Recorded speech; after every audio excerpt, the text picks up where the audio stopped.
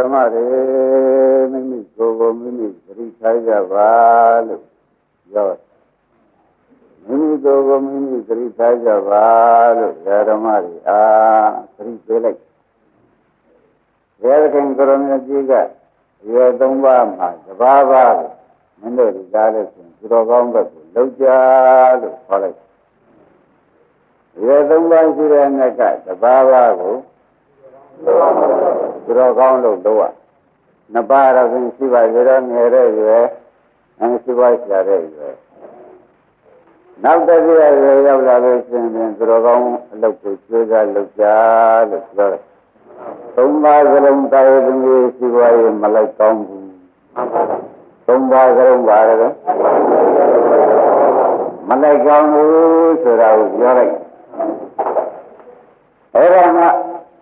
အရသုံးပါးရှိတဲ့နေ့ကသုံးပါးကိုဝေခံပြီးကြတာ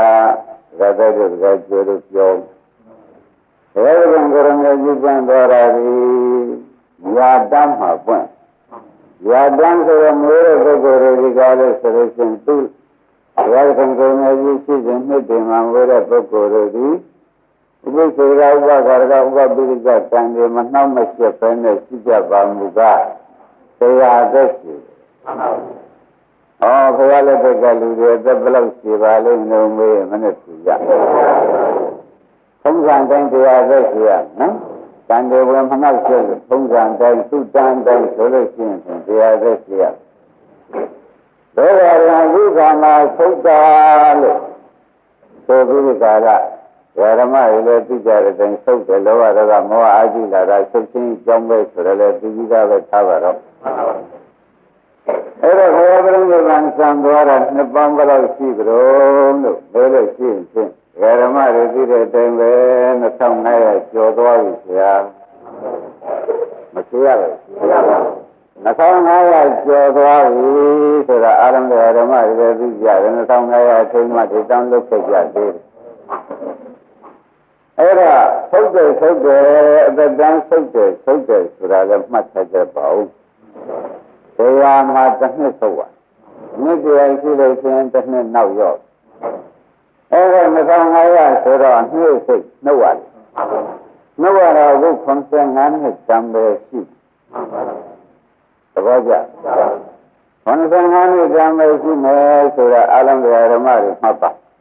အခုမိုးတဲ့ပုဂ္ဂိုလ်တွေသက်တမ်းရှိရရင်ဘယ်လောက်ရှိပါ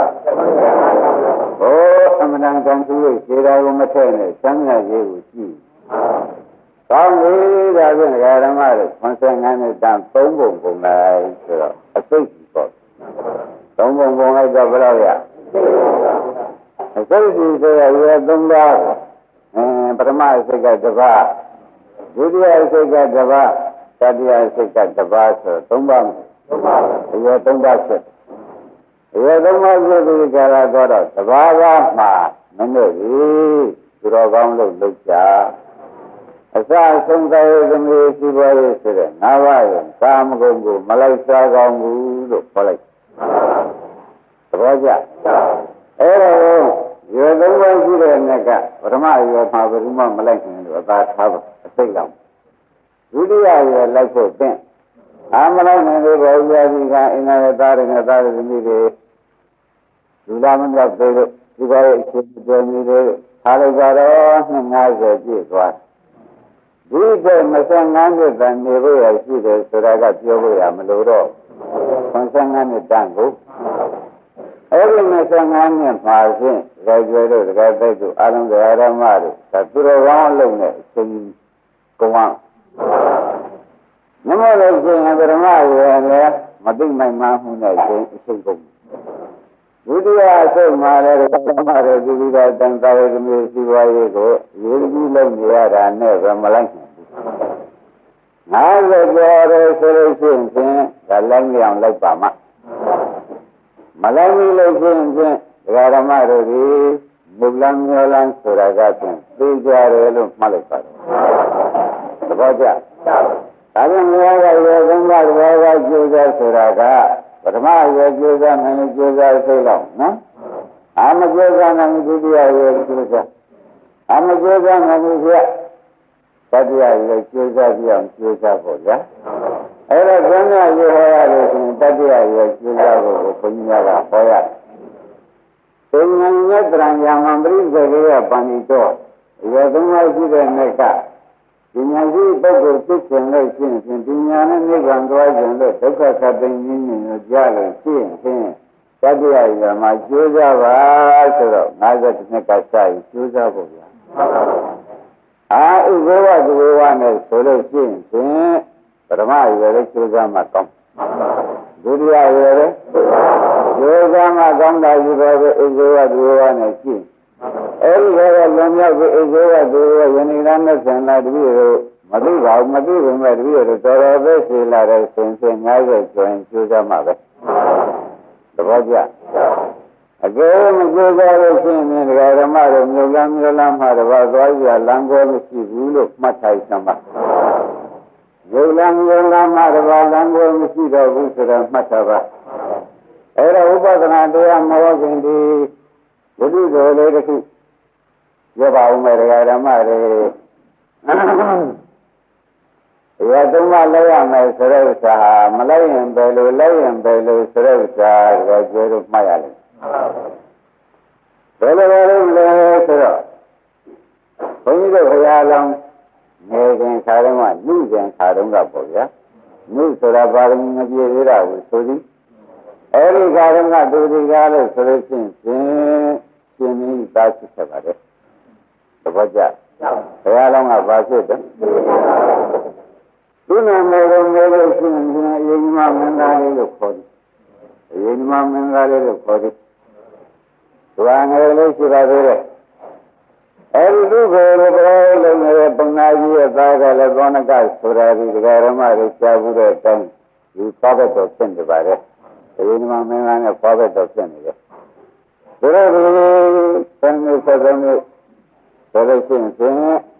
ကြီးကယင်မနဲ့ဘုံနာကြီးသာဘရောဘုံနာကြီးသာသောနကနဲ့တရားဆောင်လို့ဒီတူတူတက်တဲ့ပုဂ္ဂိုလ်ကိုပညာရှင်နှစ်ယောက်တွဲပြီးအပေါ်ရှင်းနဲ့ဆောက်လိုက်တယ်။ဆောက်လိုက်တဲ့အခါကျတော့ရှင်တဲ့ပုဂ္ဂိုလ်ရောက်ကြပါတယ်လို့ဆိုကြပါစို့။မင်းသားတို့သင်ရတဲ့တတ်တဲ့ဂုံသင်ပေးတဲ့ကိုဆရာကြီးကပရောဘုံနာကြီးသာကိုလည်းပရောဟိတ်တို့အတတ်တဲ့ဂုံသင်ပေးဘယ်လိုမျိုးဒီကားလို့ဆိုရင်အတတ်ဆုံးပြီးဒီကရာ20လောက်ရှိတော့ပြန်လာကြတယ်ဆိုကြပါစို့ပြန်လာကြတဲ့အခါမှာသူတို့ဒီကားလို့ဆိုလို့ရှိရင်စက္ကသိုလ်ပြေကနေပြီးအရင်ကပြည်ပြန်လာတဲ့အခါမှာသူတို့ဒီကားလို့ဆိုလို့ရှိရင်တခုသောမင်္ဂလာခန္ဓာမင်္ဂလာဆောင်ခန္ဓာဝင်ကြမင်္ဂလာဆောင်ခန္ဓာဝင်ကြတဲ့ခါကျသူတို့ကပြောတဲ့ပုဂ္ဂိုလ်မင်္ဂလာခန္ဓာကနေဝိသုကျမ်းပဲပြောတဲ့ပုဂ္ဂိုလ်ဝိညာဉ်ကျမ်းပဲဘုံရခဏပရိဘုံနာဣတာသောနကရာဝုစုဘောထိုင်ဖို့ရခွင့်ရရဝိနည်းမင်္ဂလာဝန္ဒီဘောထိုင်ဖို့ရခွင့်ရရသင်ကြသို့သောသူတို့ပြေရင်တိန်ခံအလုံးစုံပုံနဲ့သူတို့ကသူတို့ပုဗ္ဗနမိတ်တွေအင်္ဂဝိဇ္ဇာနည်းနဲ့အသေးခိုက်ကြည့်တဲ့အခါကျတော့ရှင်ကြောက်တဲ့ပုဂ္ဂိုလ်ကဆွဲရလမ်းပုံမဲ့ပုဂ္ဂိုလ်အထူးဘောထိုင်တဲ့ပုဂ္ဂိုလ်ကကြောက်တဲ့ပုဂ္ဂိုလ်က၅ပါးရင်ကာမဂုဏ်နဲ့မျောမဲ့ပုဂ္ဂိုလ်သူတို့ကသူသိအိမ်ဝင်တဲ့ကကျေသူတို့နမိတ်သူတို့သိနော်ဒါနဲ့တော့သူတို့ဒီကားလို့ဆင်မင်္ဂလာဆန္ဒမတဲ့သူပညာတွေယူလာပြီးမင်္ဂလာရှိတဲ့စကားတွေသုံးမင်္ဂလာရှိတဲ့ကာတာတွေရွတ်ဖတ်ပြီးမင်္ဂလာဆောင်မဆောတော့မြတ်ဆိုင်ပြီးဒီကားလိုက်ဘောကြကံကဘယ်လိုတန်းကြည့်ပြန်ရပြန်လဲတန်းကြည့်ပြန်ကြတဲ့အခါကျတော့သူတို့တော်တော်လေးသွားပြီးတော့အဲဒီတန်းကြည့်မှာတန်းကြည့်အုပ်စုမင်းလုံးနေတဲ့ရှင်မင်းကနိုင်ရဆန်းသူတို့ဘယ်မဟုတ်သေးဘူးနော်လမ်းတွေ့တာလမ်းတွေ့အဲဒီမှာရရှင်မင်းကတားရောက်ကြမထုံးကသမီးတယောက်တိုင်ကျန်ရတဲ့ငါးနဲ့ဆက်ဆောင်တယ်အဲဒီတိုင်းပြည်နဲ့မငင်းဝဲမှာဆိုတော့တိုင်းပြည်ပြင်မဲ့တစ်ခုသားနေရာဌာနမှာမောကြီးပန်းပြီးနားနေကြတဲ့အခါကျတော့ရှင်ဖြင့်နှစ်ယောက်ပဲသောနကနဲ့အေဒီမနဲ့နာပြီးဒီကလည်းနေကြတာပဲဆိုတော့နာပြီးဒီကလည်းနေကြတဲ့အချိန်မှာဘုဒ္ဓံပြေကလည်းရှင်မင်းနာဆံတော်ခွန်ရရှိသိဉ္ဇကိစ္စတွေပြီးဘုဒ္ဓံပြေတန်ပြေရှင်မင်းလည်းတဲ့ပုဂ္ဂိုလ်မရှိရင်ဖြင့်မတော်ဘူး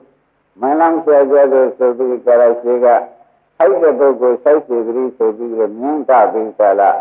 မမြောက်တရားတွေယထာဘောတင်ပြီးဘုသွင်းသားသွတ်တယ်ဆိုတာရှင်းဆုံးတယ်အဲဒီလိုလည်းလုပ်ကြတယ်လက်လိုက်တဲ့အခါကျတော့ရှင်းဖြင့်တဲ့ဘုသွင်းသားလက်တော့ဘုသွင်းသားကမြို့ရှိကတော့ပြီးခொနကသောနကရဲ့ရင်းနှမတို့နားနေတဲ့ကြောက်ချာရှိကို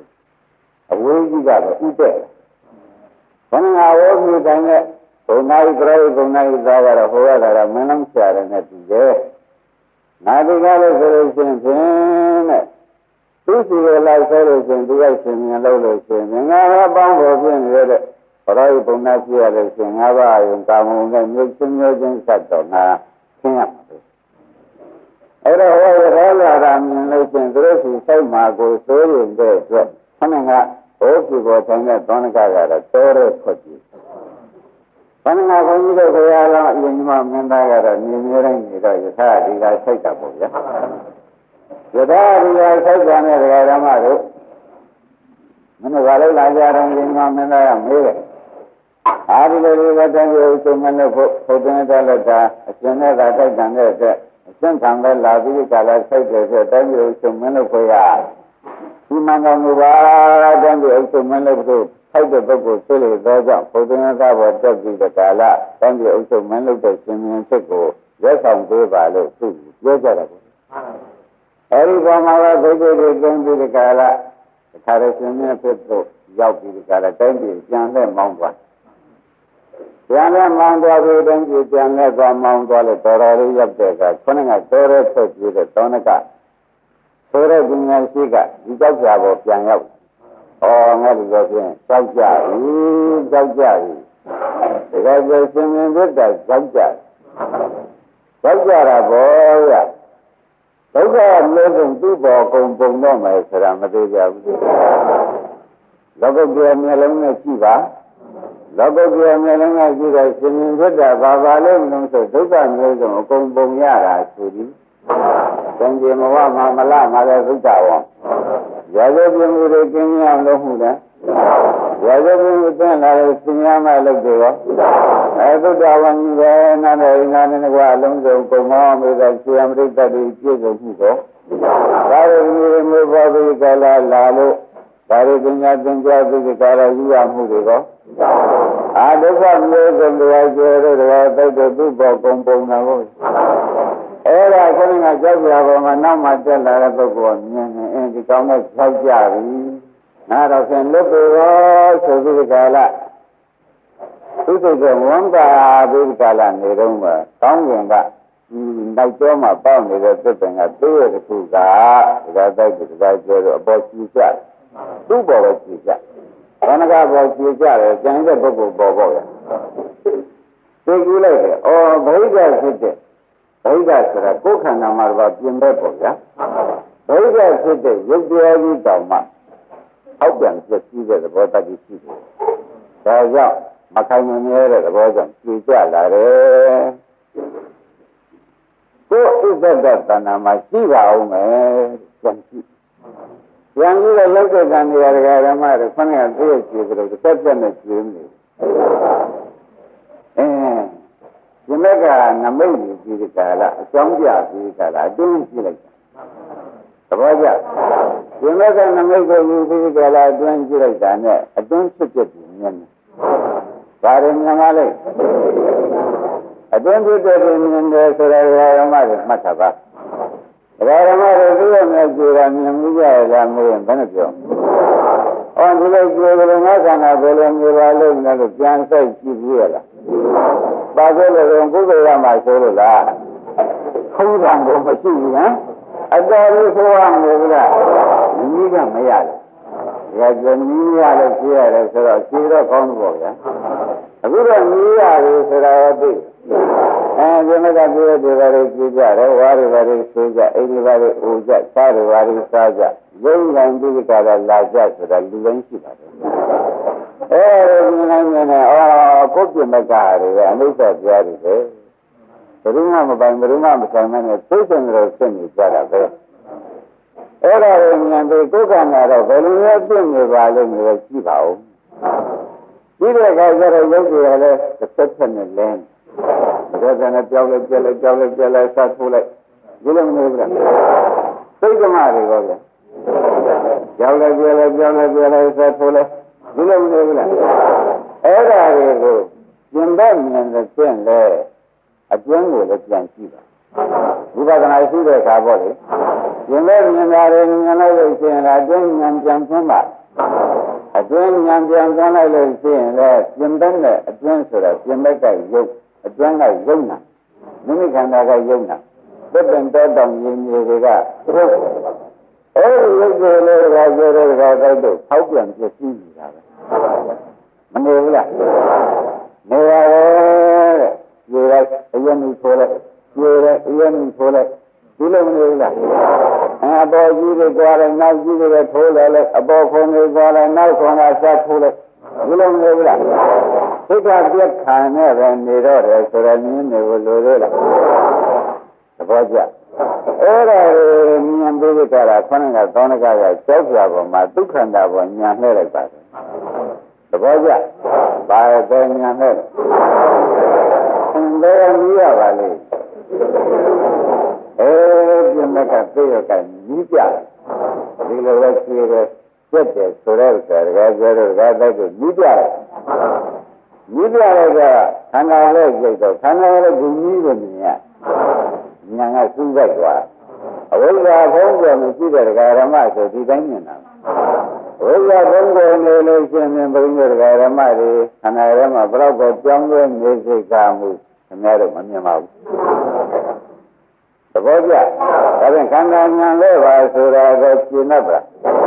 ဗိဓာမြင်တိုင်းမြင်တယ်ဗိဓာပြည့်တယ်လို့ခန္ဓာအတွင်းခန္ဓာပါလဲပြည့်စည်နေတယ်ဆိုတော့ဉာဏ်လဲပါအဲ့ဒီဉာဏ်လဲပြီးနေတော့ခန္ဓာပုဂ္ဂိုလ်မှာအဖြစ်အပျက်ကြီးမြင်တာပေါ့ဗျာခန္ဓာကိုယ်ကြီးယုတ်ဓမ္မတွေဖြစ်တဲ့ပြင်းမြင်လိုက်စိတ်ဓမ္မတွေဖြစ်တဲ့ပြင်းမြင်လိုက်မြင်ရကနေဒီကလာကြည့်ပါများလာတဲ့အခါမုန်းပေါ်ရဉာဏ်ရှင်တိုင်းတဲ့မြင်တာရတာဝိဒညာမုန်းတာဒီဒါရမြင်မုန်းရင်းနဲ့ပဲကြည့်ပြီးကြလာနေတော့ဩဒါရီဟာရုပ်တရားနဲ့တရားလို့ကပြောတာပြောရတယ်စင်စစ်ဖြင့်ဒုက္ခရောက်နေတဲ့ဒုက္ခတရားရှိကြည့်ပါလားလို့ဒုက္ခပိုင်းခြားဒုက္ခရယ်လို့အစ်စ်ဆုံးဖြတ်ချက်ချလိုက်သဘောကျဘယ်လိုမျိုးဆုံးဖြတ်ချက်ချဒုက္ခသစ္စာပဲလို့အမှန်ဆုံးဖြတ်ချက်ချလိုက်ဆက်ရည်နဲ့တည်းနဲ့သောတပတိမဲ့ရတာဒါနဲ့ပြန်ပြီးဆက်လက်ပြီးကြလားဒီအတွင်းခန္ဓာပဲပြန်ကြည့်ပြန်တာဘောတကားပဲကြွယ်သောဒီပဲဖြစ်တဲ့ဒီမင်းဖြစ်တဲ့ဒီမင်းဖြစ်တဲ့ဆုံးဒုက္ခသစ္စာဆုံးတဲ့ဆိုင်ကဖြစ်တဲ့ဆုံးညာဒီလိုနဲ့လည်းလေးမဲ့ရပြီသစ္စေကဗုဒ္ဓဖြစ်ဆရာမပါဘူးလို့မှတ်ပါရှင်းမလားဆရာမပါဘဲနဲ့နိဗ္ဗာန်ရတာကပြင်သစ္စေကဗုဒ္ဓနဲ့ဘုရားရှိကျန်တဲ့ဓမ္မတွေဘယ်သူမဆိုဒါဆရာပါမကြီးရမယ်သဘောပါဆရာပါဘဲနဲ့ရတာဘယ်လိုပါလဲသစ္စေကဗုဒ္ဓဆိုတာရဲ့ဘုရားရဲ့ဒီမြောက်ကဆရာမပါဘဲနဲ့နိဗ္ဗာန်မဲ့ဖို့ရမယ်ကျန်တဲ့ပုဂ္ဂိုလ်တွေမရနိုင်ဘူးလို့သုံးသက်ချက်ချအခုဒီကလေးကဖြစ်သွားတာဆရာပါသေးတယ်ဒီမဲ့ကသိရဖက်သူဆရာရှိတယ်ပြောပြမဲ့ဆရာမဟုတ်ပါဘူးနမူနာပြတဲ့သဘောလေးအဲဒီကနေခန္ဓာဉာဏ်ဆက်ပြီးယူလိုက်တာပါပဲဒါနဲ့ရဟန္တာစေတိတိကဗုဒ္ဓဖြစ်ပြီးဒီကလာသွားတော့တိတိကဗုဒ္ဓလေးသုံးတန်တိုင်းနာမှုတိုင်းသွားနေလိုက်တာပေါ့ဘုရားဓမ္မတို့တရားရဟန္တာဖြစ်သွားပြီးတရားကြောက်ကြနေတယ်ဆိုတာသိကြလားအတူတူပေါ်ကျန်းလာကြတရားကတော့ဘာဖြစ်သွားကြောက်ကြ၅ပါးရင်ကာမဂုဏ်ပြီးတော့ပင်လေတဲ့မျောနေတာပေါ့သဘောကျလား၅ပါးရင်ကာမဂုဏ်ပြီးတော့ပင်လေတဲ့မျောနေတာအရင်ကကြောက်လွန်မြောက်ပြီးကြလားဆွမ်းမြောက်သွားတာကသောဏကဒီစကားဘုရားဖြစ်သွားပြီသဘောကျအဲ့ဒါဓမ္မတွေဘယ်လိုလုပ်ပြီးရမလဲလို့ပြောလို့ရှိရင်ယခုချိန်မှာဖြင့်သောဏကပဲကြီးရမှာပဲ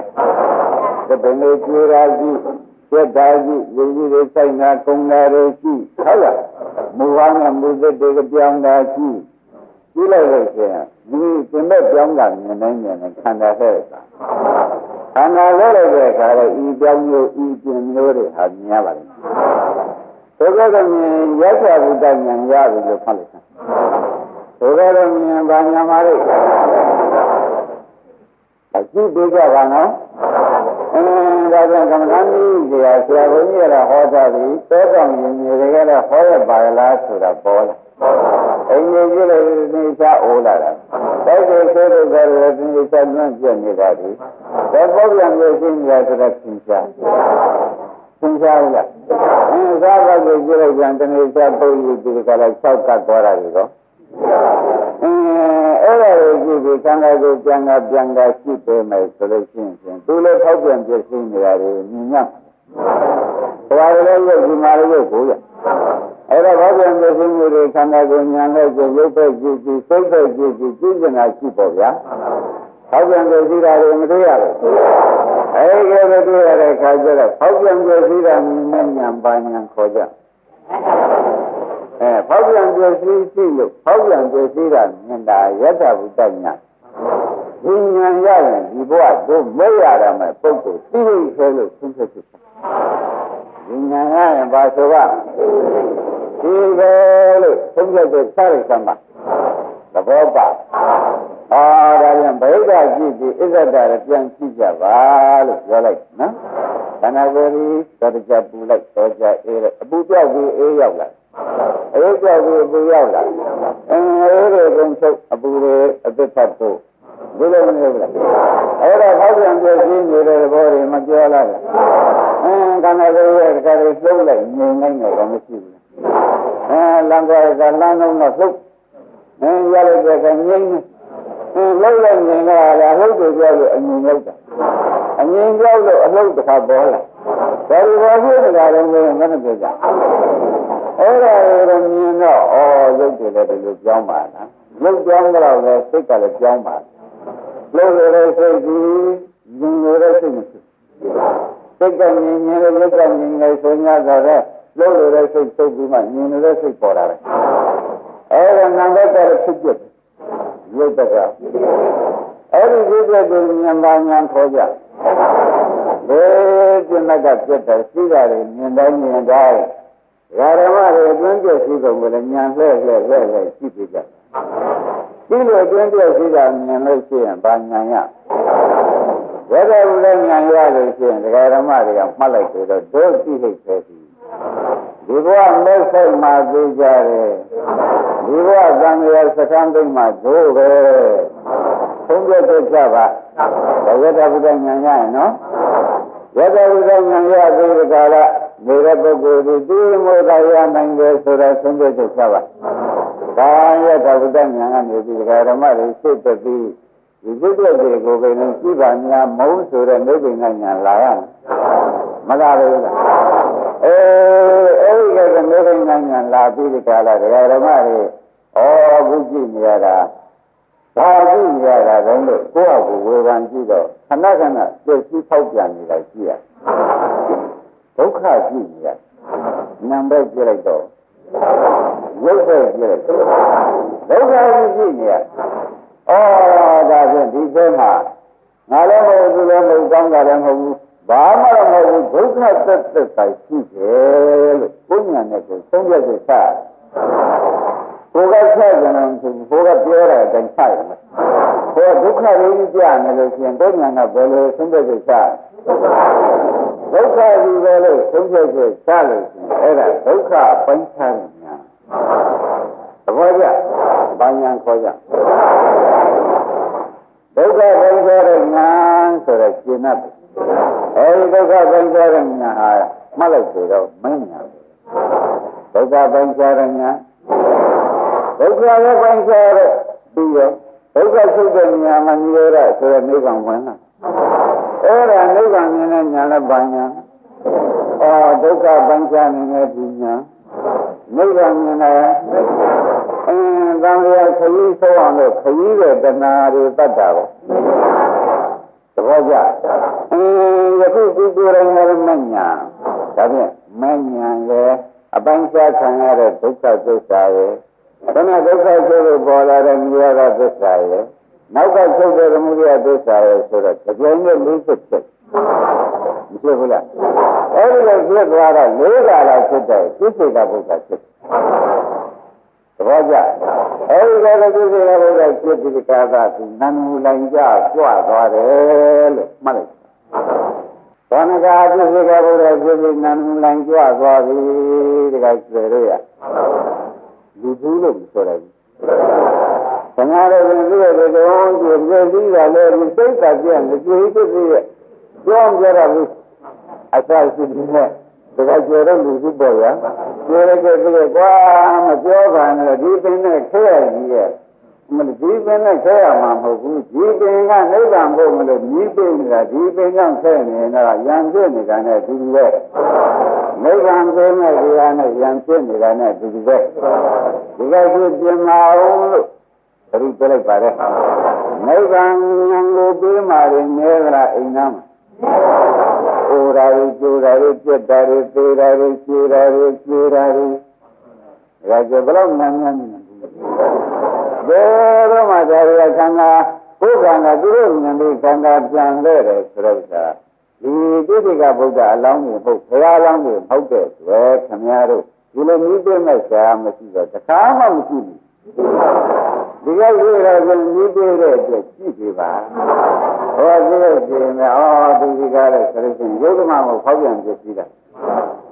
မိယာကနေပြီးကရင်လေးနာကနေပြီးရောရကနေပြီးကြည့်ဖို့ဖောက်ပြန်ပြလို့ကအဆင့်ရမနေဘူးလားဒီကံကကြီးရတော့ဒီလိုနေတယ်ဗျာအဲဒီပြန်ကြည့်မြင်ကြည့်ကြတာဆိုတာကိုလည်းအထူးပဲပြလိုက်ခင်ဗျားတို့ဒီလိုပြပေးမဲ့လို့မရှိဘူးဆိုရင်မဆိုင်ဘူးခင်ဗျားတို့ဆရာကျင်းတို့ကိုရတဲ့သူတော်မဟုတ်ဘူးဆရာကျင်းရတာကဘုရားနဲ့သိစိကဘုရားသဘောကျအဲ့ဒါတော့ဆရာကျင်းတို့မရမဲ့ပုဂ္ဂိုလ်တွေမို့ဆရာနီးပေးနေတယ်ဆိုတာလည်းရှင်းတတ်ဖို့ကောင်းပါလားသဘောကျဒါနဲ့နာမလိုက်ကြွသူတို့အဲ့ဒီကံကာရဏသိစိကဘုရားသိစဉ်ကာရဏအရင်20လောက်ပေါ့ဗျာဒါနဲ့သိစိကဘုရားကနာမလိုက်မှနေမြောက်ကျွန်းတို့သံဃာစားသူ့ငယ်ကိလေသာချုပ်ငြိမ်းရုပ်သိမ်းတော့မတန်ဟုတ်တယ်နဲ့ဖြစ်ခြင်းနဲ့ကျုံနေရဘာမှကြံကြံတောင်းတမှုဆိုတော့ကိလေသာအရှင်သောအနုဘောတွေကရှိသေးတယ်အမှန်ဆန်းတာပေါ့ဗျာအဲဒီဆန်းတာဒီကလာနေတော့လေသွားပြီးသွားပဲလာဘောလာဘက်ကဖြစ်နေတဲ့သူအရင်ကမှသွားသတိရ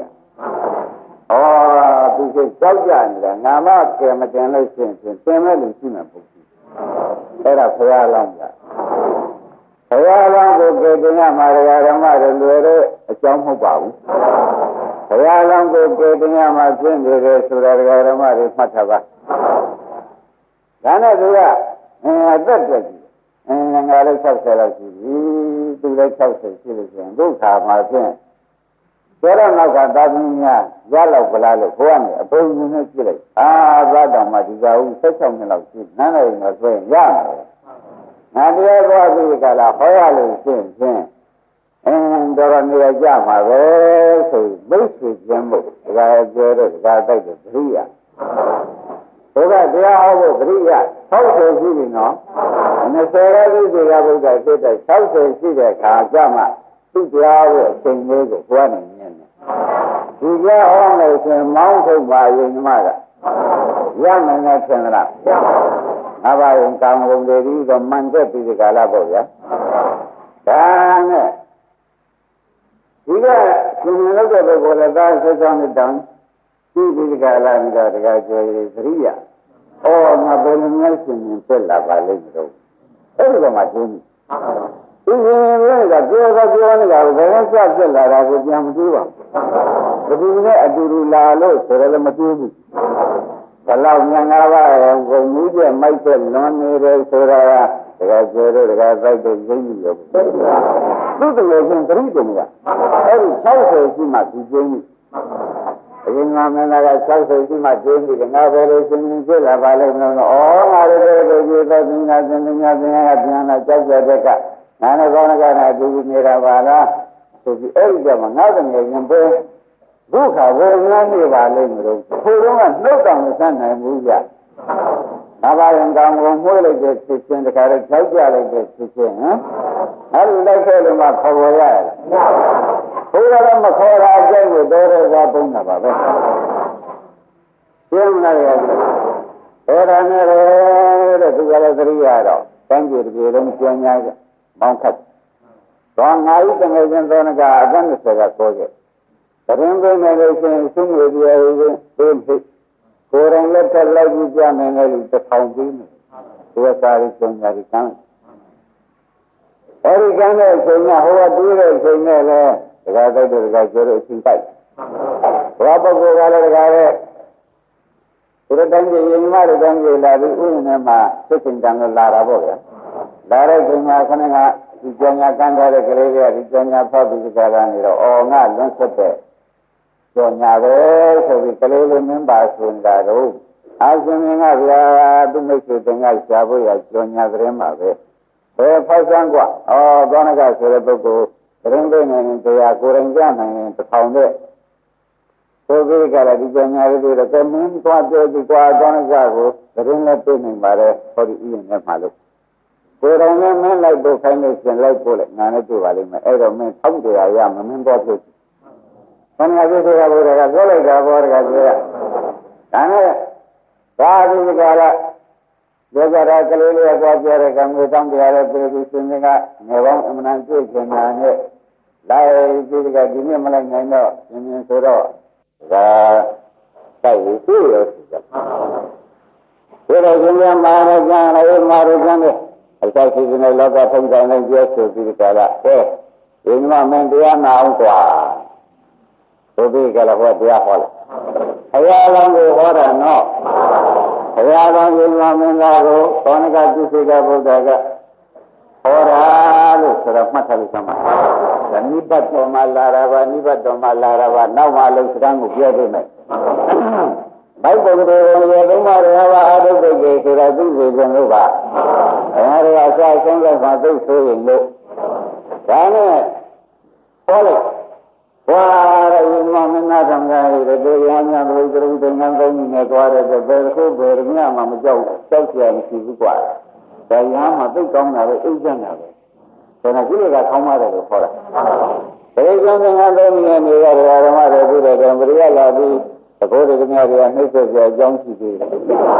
ကန်းဆိုတာရုပ်ရုပ်ပြတ်ပြတ်ချုပ်ထားပြီးစက်ထားတယ်ဖြစ်နေတဲ့ကြောင့်ဆယ်ကောင်းနေမှုတပိတ်ကြရတဲ့နေရာမှာထားဆုံးလည်းမရဘူးဆိုတော့ပြီးပြီးတော့ထားပါတော့ဒါကြောင့်သူချမ်းသာတယ်ကွာဆိုတော့ကိုကနားတော့ထောင်းနေတယ်ရင်မကရှင်ငင်ကတရားတော့နားနေတာအဲဒီလိုဟောတယ်နောက်တစ်ခါဟောရင်တို့မှာကွာတဘာလို့ဆံကြီးကြီးလေးနဲ့လောင်တာရမဟုတ်တော့မိတော်မှလည်းမစိုးရင်ပုတ်ကိတ်မှလည်းမစိုးရင်ဘူးကွာမနေရင်တရားရရှိတဲ့စီသွားပြီးခံလိုက်တရားရမရှိတဲ့ငါကြောချင်းစေကြောချင်းလက်ခံသွားတာပဲဆိုရင်လောင်းမရင်ရှိကလောင်းမရင်ကျန်လောင်းနဲ့ဆွမ်းလက်ခံတာပဲတို့မှဒါရင်းနဲ့ရောင်ရဲပြီးပြီးတာပဲကွာဒီနေ့ကပူဇော်မရှိပါဘူးကွာကြီးကြီးကြီးတော်နေပဲအင်္ဂင်ကြီးတော်နေနဲ့သာသသမီးကလည်းခက်လိမ့်မယ်ဆိုတော့တို့ရှိပါဘူးကွာသမဏအေးချမ်းတယ်ကွာတရားကောင်းဖို့လေရံရအမှန်အေးချမ်းတယ်ဆိုတဲ့အကြောင်းထောက်ဆက်သဘောကျအဲဒီလိုဟောတော့ဒီမြင်ကဘုရားလောင်းနေမဲ့လဲနှုတ်တဲ့ဘဝဖြစ်နေတော့ဒကာဓမ္မတွေရှင်ဘုရားဟောတော်မူတာဒီဟာတဲ့ဒီပြန်ကျဲရံရမှာကောင်းတယ်ဟောတာရံတွေပြောကောင်းရံတွေနေနေချမ်းသာပုံဟောတာရံကောင်းတယ်ဟောတဲ့ပြင်တတိတော်နဲ့တော့ဘာမှမဆက်ဘူးတတိတော်ကရံလည်းမဟုတ်ဘူးဘယ်နဲ့ဘာလို့ဆံမလာလဲတတိတော်ကရံမဟုတ်ဘူးဘုရားရံနေဒီလိုကျင့်ဒီလိုကြံကောင်းတယ်ဟောတဲ့ဥစ္စာပဲတဲ့တတိတော်ကရံမဟုတ်တော့ဒီပြရတတိတော်နဲ့ဘာဆိုင်လို့ပြောဒါဆိုရင်ငါကြီးလားရှင်းမလားဘယ်လိုရိုင်းတာတော့ဆိုတော့ဘုရားကောင်းရိုင်းတာလို့ဆုံးဖြတ်တယ်ဘယ်လိုရိုင်းတာပါလဲဘုရားကောင်းရိုင်းနေတယ်ဆိုတာမလို့ကြဘူးလားဒါနဲ့ခဏကပြစ္ဆေကဗုဒ္ဓကဒီတရားနဲ့ဒီနဲ့လုံးဝမထိုက်တန်ဘူးကိလေသာခေါင်းပါအောင်ဟောတာကို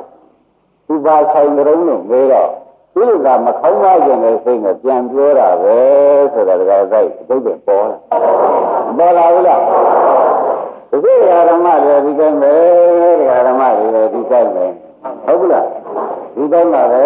တဲ့ကိုယ်နဲ့ကိုယ်သားလုံးကြတဲ့ခါကြလို့ရှင်းပြန်မလို့ရောမလို့ရှင်းမကိုင်းတော့ကိုင်းရင်ပြန်လို့ပြန်လို့ပြန်လို့ပြန်လို့ကြောက်တော့သင်္ကန်းဝင်နေပါလား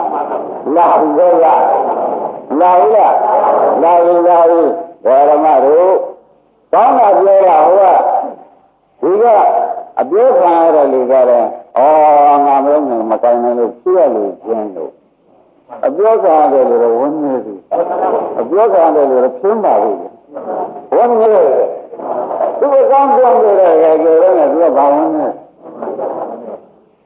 လောကပြလုံးဘူးငါမကျင်းနိုင်မလုံးနိုင်တော့မကျင်းနိုင်ဘူးဆိုရင်ငွေချမ်းညံ့တော့ဒါလည်းငါနှင်ထုတ်တာပဲအမတူလည်းမထုတ်ချင်သိချအောင်မယ်ဆိုတဲ့အိဗယ်ပဲလာတယ်ဒါကြုံကျုံခံလို့ကျုံမပူတာနဲ့တရားဓမ္မတို့မောင်းထုတ်တာတောင်မှကျုံကတော်ဒီကတိုးလုံးမယ်ဆိုပြီးဒီကလာကျောင်းကံဖရာဆိုတော့ညားတော့လေသွားကျင်ရတာဘာဖြစ်တာတော့ကြာဟမ်ဆက်ပြီးတော့အရင်ကကျုံရက်ကလည်းရှိပြီအဲ့ဒီကျုံရက်ခံနေတာကိုအင်္ဂါတွေကမကျူနှတ်တော့ကျုံအလုပ်တိုင်းညံ့တယ်စိစိချညံ့တယ်ဟုတ်လားအသိစိတ်ညံ့တယ်ဆိုပြီးနှင်းထုတ်တာတောင်မှဒီကရာဖြင့်နှင်းမထုတ်တဲ့နည်းနဲ့ပို့ပြီးကျုံခံပါတော့မယ်ဆိုပြီးဝန်ခံတာနဲ့တော့ပေါ်လာတယ်ကြည်ဒီမျိုးဝန်ခံမှုသေးလားတရားသိတော့မတော်ဘူးလားဘူးဟုတ်နေတော့သွားမှာလားသွားမှာတန်တို့ဘယ်မှာစနေအဲ့ဒါဓမ္မတို့ပထမတရားမှာလျှော်ရဘာလို့လျှော်လဲရတော့ဆိုတော့မသိတဲ့ပုဂ္ဂိုလ်ဟောမိလို့လျှော်လဲရသဘောကျလားလျှော်လဲရတယ်ဆိုတော့ကျင်တော့ပြန်ဒါနဲ့သိစကဗုဒ္ဓကချက်ဟောတယ်သိစကဗုဒ္ဓဆိုတော့ဘုရားအောင်မှာသူလည်းရှိတာပဲဉာဏ်ပရိသေဆက်တဲ့ပုဂ္ဂိုလ်ပဲသစ္စာလေးပါကိုယ်တိုင်သိဆရာမတော်နဲ့သိပြီးသူရှိတာလည်းရဟနာဖြစ်တယ်သိစကဗုဒ္ဓဖြစ်တယ်ဟမ်တော်ဖြစ်တဲ့ပုဂ္ဂိုလ်ကဟောတဲ့ဘုရားကိုသူနဲ့မဆိုင်ဘူးပြောတယ်ဒါနဲ့ဟာကြီးတဲ့ဒါကမဆိုင်လို့ရှိရင်တရားတော်ကိုဆက်ပြောပါဦးဟောမပြောတော့ဟောတဲ့အရှင်းမင်းညာနေဒီကလာဆင်လေကြီးကောင်မျောလာတယ်ဒီကအနောက်ဒီမိုက်ကောင်ဒီကားလို့ဆိုလို့ရှိရင်အဲ့ဒီဆင်လေကြီးပေါ်သွားနာတယ်ဆင်လေကြီးကအကောင်အမှန်ကြီးတယ်ငါတက်တက်စားလို့မကုန်ဘူးဒီလိုမျိုးလည်းခင်ဗျဆင်လေကြီးပေါ်ရငါတက်တက်ပြန်သားတွေစားလည်းကုန်မှာမဟုတ်ဘူးဒီစားလို့ရှိရင်လည်းဆင်လေကြီးကထက်တဲ့သွေးတွေတောက်နေလေငါဝတာအစားလည်းမလို့ဒီလည်းမလို့ဒီပေါ်ရှိပြီးသွားမှာပဲတစ်သက်လုံးသွားမှာသူ့ကကံကောင်းကြောင်းနဲ့ထင်တာပေါ့အဲ့ဒီလိုတရားကြီးတို့ဆင်လေကြီးတော့သိသွားတယ်တဲ့ကြီးမဲ့တာဒီကတော့ရေကလည်းဆင်လေကြီးမျောသွားတော့ဆင်လေကြီးပင်လယ်ဝကိုရောက်သွားပင်လယ်ဝဆိုတာဥစ္စာအဝဆိုတဲ့ဓမ္မတွေမှတ်ထားကြဟိုဘက်ကဒီဘက်ကမြင်ရသေးတယ်မြင်ရသေးတယ်အဝဆိုမြင်ရသေးတယ်အလဲဆိုရင်မမြင်ရတော့သဘောကျဘယ်လိုလဲရောက်ခါရှိသေးတော့မြင်ရသေးတယ်မြင်ရတော့ဆံမေကြီးဘဝနဲ့သူပြန်မယ်ဆိုလို့ရှိရင်သေသေးလို့သူသူ့အာသာကဒီလိုမဟုတ်ဘူးတော်တော်လုံးသာရမုတ်တဲ့အသားစားမယ်ရေစားလို့ရှိရင်အသေးတော့ဒီမျိုးရဲ့အကောင်ကြီးမဟုတ်ဘူးငါတော့ဒီလိုလုံးအားကိုးလိုက်တာပဲဆိုပြီးကြတာဒကာကျော်တို့ဒကာတိုက်တို့သင်္ဘောစီးသွားပြန်နိုင်လို့အချိန်လေးရှိပါနော်ဘုရားသူစွန့်နိုင်ရလားမစွန့်နိုင်ဘူးအာသာနဲ့သူ့လိုနဲ့သူ့ဆန္ဒနဲ့သူ့မာယမဏကျင်ကသူ့စိတ်ကူးနဲ့သူရင်းနေတာရင်သေးကြလားလိုက်သေးကြလားသွားလိုက်တော့ပင်လေးအလေရောက်ပါအလေရောက်တဲ့အခါဝေရောဂတွေကများပြားပါသဘောကျဘယ်လိုဝဲဆိုတော့ဒီလိုတက်လာတာကကြည့်ပြီးတော့ဝဲလက်တက်လာတာပဲအဲဒီဝဲတွေရောက်သွားတဲ့အခါဘယ်လိုဆိုတော့ငါကြီးတွေဟုတ်လားလူကောင်းကြီးကျယ်တွေမရှိဘူးလားအဲ့ဒါဒီကဆင်းလေဘုကြီးကထိုးကြဆွာကြတော့ဒကာဓမ္မတို့ဆင်းလေဘုကြီးကစားတော့ပြတယ်နဲ့လည်းကုန်းဟုတ်လို့လည်းရေထဲမှာအယိုးတွေကမြုပ်ကုန်တော့ဘာကြံရင်သိအဲ့ဒီထပြန်တာဘူးကြီးရထပြန်တော့တောင်းပြန်လိုက်ကြတယ်ကမ်းမမြင်လားမမြင် မြောက်ပြန်လိုက်ပြန်သင်္ကေတကိုရအရှိပြန်လိုက်ပြန်ကောင်းမှန်လားမညာအနောက်ပြန်လိုက်ပြန်ကြာတော့နားကြကမရှိဒါနဲ့သူလည်းအတောင်လေးပူးလာပြီးကာလညောင်းပြီးကာလဘယ်မှမပြန်နိုင်တော့ဒီလိုတော့ကြာကြာတော့ဘယ်ကဆင်းနေငါးလေးငန်းစားတယ်သူလည်းငါးလေးငိုင်းအစာဟာရဖြစ်သဘောကျဘယ်နဲ့ကြောင့်ဒီကြီးဒီဆင်းရဲပြည့်စည်ကြတယ်ပြည့်စည်ရပါလိမ့်မလဲလို့ပြောလို့ရှိရင်ပြန်လို့နဲ့ခင်ကမပြန်လို့ဖတ်ဘယ်လိုမှတ်ကြပြန်မလားဘယ်လိုရောက်နေတော့ကပြန်လိုက်ရင်လွတ်ပါတယ်ကမ်းတယ်လည်းမြင်ရတုတ်တယ်လည်းမြင်ရရင်သူနားဟန်ရပေါ့ဟုတ်ကဲ့လားအခုတော့ကောင်းမမြင်လမ်းမြင်ကြမှာဟိုပြန်လေအလေရောက်မှသူအကူရဲ့ရှင်ကြီးကလည်းပုတ်ကြီးပြီးငားလိုက်ငန်းလိုက်စားတော့ဘုံလို့ဘာမှရှာမတွေ့တော့မှထားပြန်လာဘူးကြအဲ့ဒါဒီကဆုံးဆုံးရင်းလို့ရောက်ဒါပြန်အစဆုံးစည်းတဲ့အတွက်ဒုက္ခရောက်သင်္ကေတကြီးကအစဆုံးစည်းပြီးကြီးမိုက်လိုက်သွားတဲ့အတွက်ဓမ္မတွေကြီးမိုက်ပြီးသေဘောဝင်ရှင်းမလားဘာဖြစ်သွားပါသေဘောဝင်ရတယ်ဆိုတာဘောကြသင်္ကေတလောင်သေဘောဝင်ပါလို့လဲဆိုပြန်နိုင်တဲ့ပင်လေဝရောက်ချိန်ခါတုန်းကမပြန်ဘူးပြောကိုဒုက္ခပေါက်ပလားပြန်နိုင်ရင်လားဘယ်လိုရောက်မပြန်ပါလဲဆိုတော့ငါးပါးရင်ကာမဂုဏ်နဲ့ရှင်လေကြီးကိုအာဟုလောက်တယ်လို့သိမှတ်တာအဲ့ဒါကြီးအာဟုလောက်တယ်လို့သိမှတ်ထားတဲ့အတွက်ပြည့်စည်မှသူမမြင်ဘူးမြင်လေပြည့်စည်သွားတဲ့အခါကျမှသာပြီးပြန်တော့သူ့ဘာပြည့်စည်ရသဘောကျအဲ့ဒီကဟောလိုက်ပြည့်စည်ကဘုရားကဟောလိုက်မင်းတို့ဒီတိုင်းဖြစ်မယ်ကွာမင်းသာသမီနဲ့နန်းတော်ကြီးကြီးတော့ပြည့်စုံအာရုံတွေဆင်းသေးတယ်ကွာမင်းကကြီးမိုက်နေတူတယ်ကွာမင်းက60 90 60တောင်မင်းဓာရီပေါ်မှာစီးပြီးအုပ်ချုပ်တော့နောက်ကြတဲ့ဓာရီကိုပြင်ဝဲပြေဝဲတွေအိုဘဲတွေနာဘဲတွေပြင်မှာမင်းတွေသူတော်ကောင်းလို့ဆံရမှာမဟုတ်ဘူးအခုချိန်ကစားတယ်ဆင်းရဲနေတူတဲ့သာသမီနဲ့နန်းတော်အာရုံတွေတွန့်ပြီးတဲ့သူတော်ကောင်းလို့ဘုတ်တော်ကွာလို့ဟိုကဥပမာနဲ့ခေါ်လိုက်သူကနားရဲကိုမဝင်အရင်ကမြင်တာဘုရားလုံးကတရားဓမ္မတွေပါဖြစ်သွားပါလေဥပမာဘယ်လောက်ကောင်းလဲသိမလားဒီလိုတရားဓမ္မတွေနဲ့ဆိုကြမယ်ငါးပါးကောင်းဆင်းရဲကြီးကိုသားနဲ့သမီးနဲ့ပြည်စည်းနဲ့ရှားရဲဆင်းစည်းရခဲ့ရှိသေးတယ်ဘယ်လိုဝမရောက်သေးဘူးလားလို့ပြောလိုက်ပါလေရောက်ရှင်ကြရင်လည်းဒါတွေကိုမြင်ရဆောင်ပြီးကြလားခင်ဗျားတို့တော်ကောင်းလို့လုပ်ပါဒီဟာနဲ့ဒီသေဘောဝင်တော့မှဆိုရင်ကြီးမိုက်ပါပဲရုပ်ရည်လားဘာလို့ရမယ်ဆိုတာကိုဖြေဖက်ကြဗလားသင်္ကေတရောက်နေတဲ့လူတိုင်းလိုပဲအခုချိန်မှကြီးပြီးပြန်ရောက်ပြီးဆိုတော့ခင်ဗျားတို့ဝိပဿနာလို့ကိုဆယ်ခြင်းပြီးဆယ်ရောက်ပါပြီဘာမှကံရရှိမနေပါနဲ့ဘယ်သားငယ်လို့ဘယ်နည်းငယ်လို့ဘယ်သူဘယ်လိုကြောင်းနေသေးလို့ဘယ်သူမှမပြီးသေးလို့သူကြီးလည်းမနေနဲ့မျောရခဲ့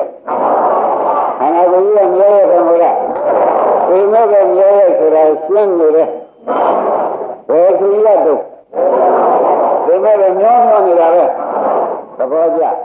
အဲဒီကမျောသွားလို့ဒီကံကြီးကြမှာကိုယ်ကိုယ်ရရှာတော့ဘာကြည့်ဥပဒနာဉာဏ်လည်းမရမဉာဏ်လည်းမရဆိုတော့ဒါကြပါအခုအဘိဓမ္မာဖြစ်ပြီးကြတာကြည့်ဒီငါးလေးငါးလေးစာတွေဖြစ်ရခင်ဗျားတို့လည်းပြန်ကြီးကပြန်ပါဒါတော့ဒီလိုပဲခါရအကုန်လုံးကိုဦးကြီးဥမခါခါငါရင်ပဲဆံပြူလို့လူချင်းမတူမှဟုတ်လားဒေဂန်ကြီးမှကာမနမိတ်ကြီးသင်လာမှငါသင်ချက်ပေါ်အဘိဓမ္မာရှာအောင်မှဆိုရပါမပြီးတော့ဘူးလေပြန်လို့ဉာဏ်ကောင်းကံကောင်းတွေကကုန်ခဲ့ကုန်လို့လားဉာဏ်ကောင်းကံကောင်းတွေကကုန်ခဲ့မှဘယ်ကနိဗ္ဗာန်ရှာလို့ရှာရပါ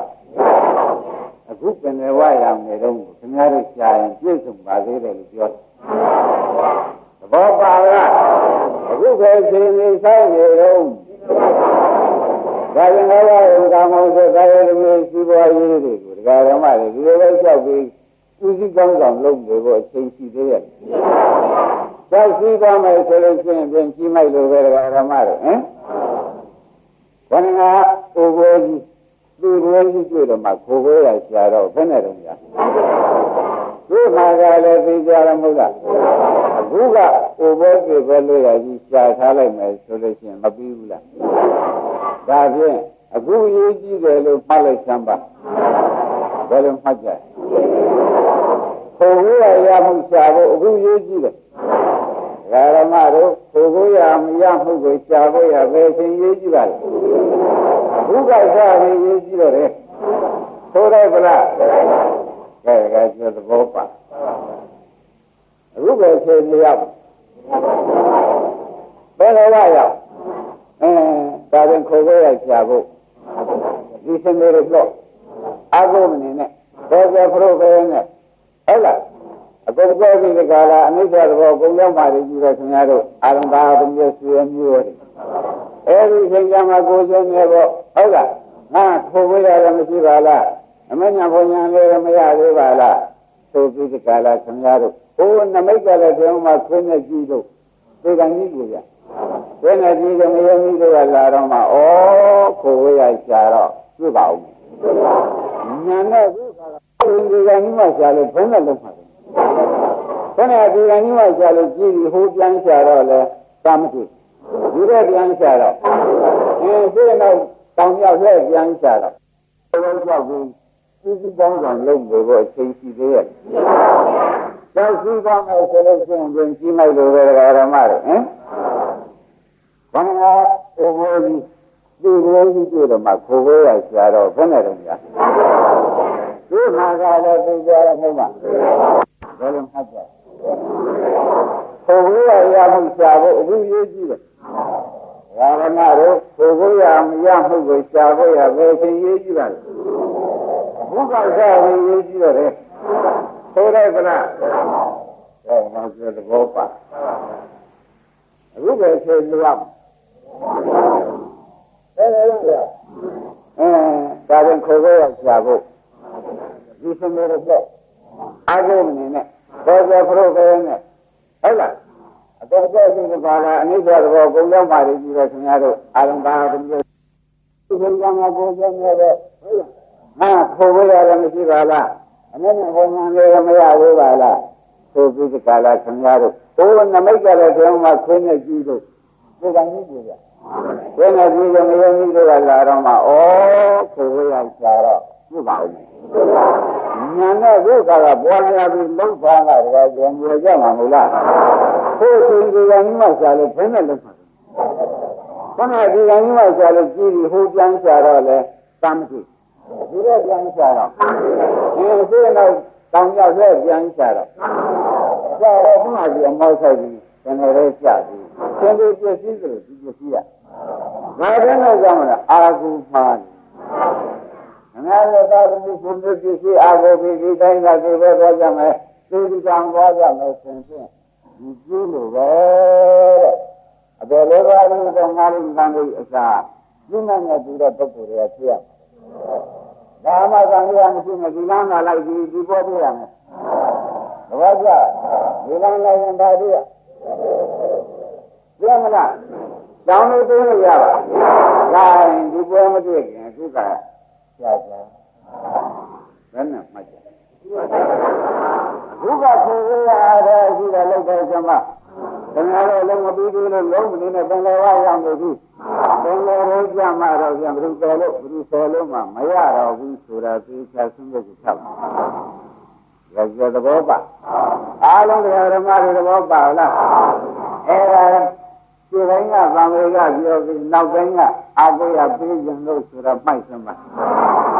ဒီတိုင်းကဘာတွေပြောနေသံဃာကလည်းပြောပါတယ်အလုံးနဲ့ခွန်းကအစကပါခဲ့ပါတယ်သဘောကျအဲ့ဒါအားလုံးမားနေပါဆိုလို့အခုကပြင်ခိုင်းတာပါပဲဒီကံနဲ့ဒီကြီးနဲ့ဒီရှိပါနဲ့လောကတိုင်းကသုတိကာလခန္ဓာကိုယ်ကြီးကတော့ပဲရှင်းနေဆိုင်နေတယ်လို့ဘဝနာဘတ်တွေပဲတတ်နေပါတော့လည်းမသိဘူးလောကခိုင်းတာကကျန်ပြီးလုံးနေမှာပဲဟုတ်လားကျန်ပြီးလုံးနေလို့ရှိရင်အာမကောတိုက်တာအာကိုလို့ အားကိုးရလို့လုံးနေမှာနောက်ကြတော့ဘောကေဘောပြတဲ့ခါကျတော့မှခုကိုရရှာတော့ဘယ်နဲ့လို့ဘယ်လိုလဲမှခုကိုရရှာလို့ဘယ်ကလာပြုဘယ်ကပြုပါသဘောကျဒါပြန်အခုချိန်ပါရင်ပါလို့လဲလို့ဒီကုန်းဆုံးလို့ရှိခုကိုရရှာခြင်းဟာအခုချိန်ပဲဟောလားအခုချိန်ပါခြင်းမှာခုကိုရခြင်းဟာအခုချိန်ပဲဆိုတာသိချက်ချက်အခုကဉာဏ်လေးတဲ့ဓမ္မတွေရှိပြောနိုင်တဲ့ဆရာသမားကလည်းရှိအောင်းနိုင်တဲ့နားလေးရတယ်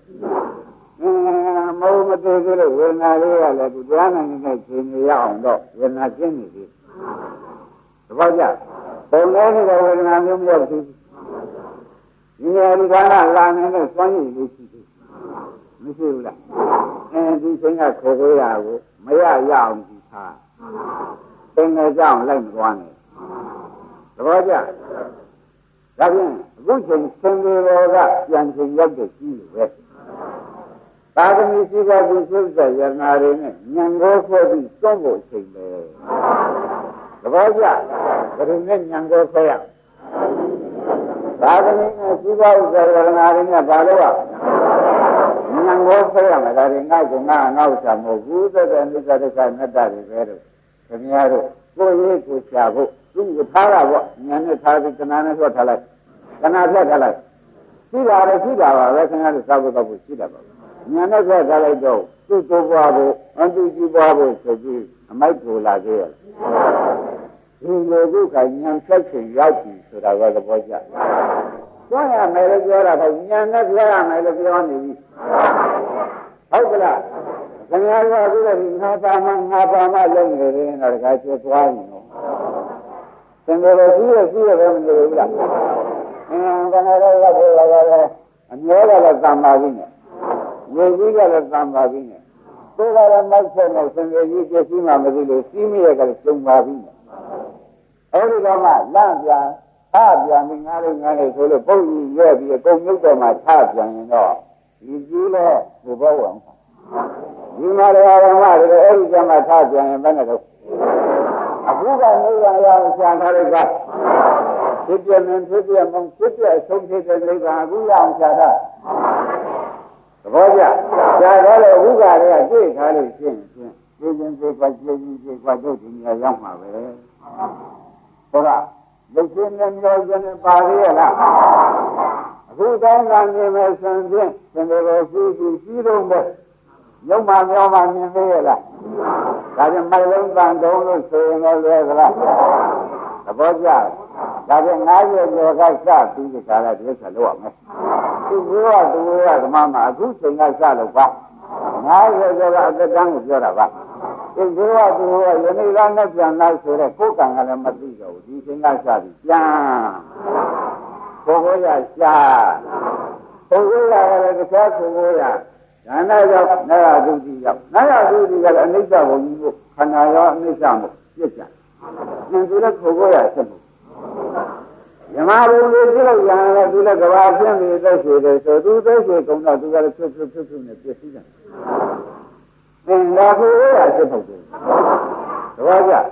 ခိုးရဆက်ကဘယ်သူမှလုံးလို့မဖြစ်တဲ့နိဗ္ဗာန်။ဘယ်သူမှလုံးထားတာမဟုတ်တာနိဗ္ဗာန်။ဘယ်သူမှပြောလို့မရဘူး။ဒီလူတို့ကြောင့်ကလုံးလို့မဖြစ်နိုင်တာကလုံးလို့မဖြစ်နိုင်တဲ့တရားကိုဒီလူတို့ကြောင့်ကလာချက်လို့ပဲအဲဒီနိဗ္ဗာန်ကိုခင်ဗျားတို့မြတ်မောက်ပြုနေအောင်ဉာဏ်နဲ့အောင်ပြုနေအောင်လုပ်ပြအောင်လုပ်ထားပါရမလားအဲဒီတရားကိုဒါပြောတဲ့အခါသိတယ်ပြစ္ဆေကဘုရားကဟောတယ်မမင်းကဉာဏ်နဲ့ဟောတာမဟုတ်ပါဘူးပြစ္ဆေကဘုရားရှင်ကဖယင်ငယ်ကဟောတာလို့မှတ်ထားစမ်းပါအဲ့ဒါနဲ့ဟောလိုက်တော့တယ်ရှင်မင်းကရှင်မမင်းကသူကတော့ငါးပါးရင်ကမမင်းရှိတယ်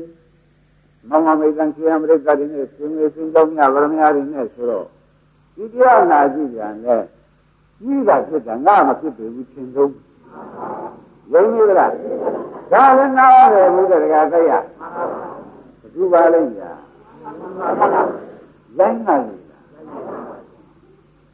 ဘုရားလောင်းနေတာဓမ္မတွေကိလေသာသူပြောနေရိုင်းတာပဲသ ဘောကြလားအခုတိုင်းနေတာဘယ်လိုပါလဲတရားပဲနှစ်ပုတ်ရှိဘယ်နဲ့ကတော့နော်အခုကြီးမိုင်းနေပြဆိုဟောလိုက်တာကတပုတ်ဆိုတော့နှစ်ပုတ်ရှိတယ်ဒါနဲ့အရင်ကတရားနာပြီမဲ့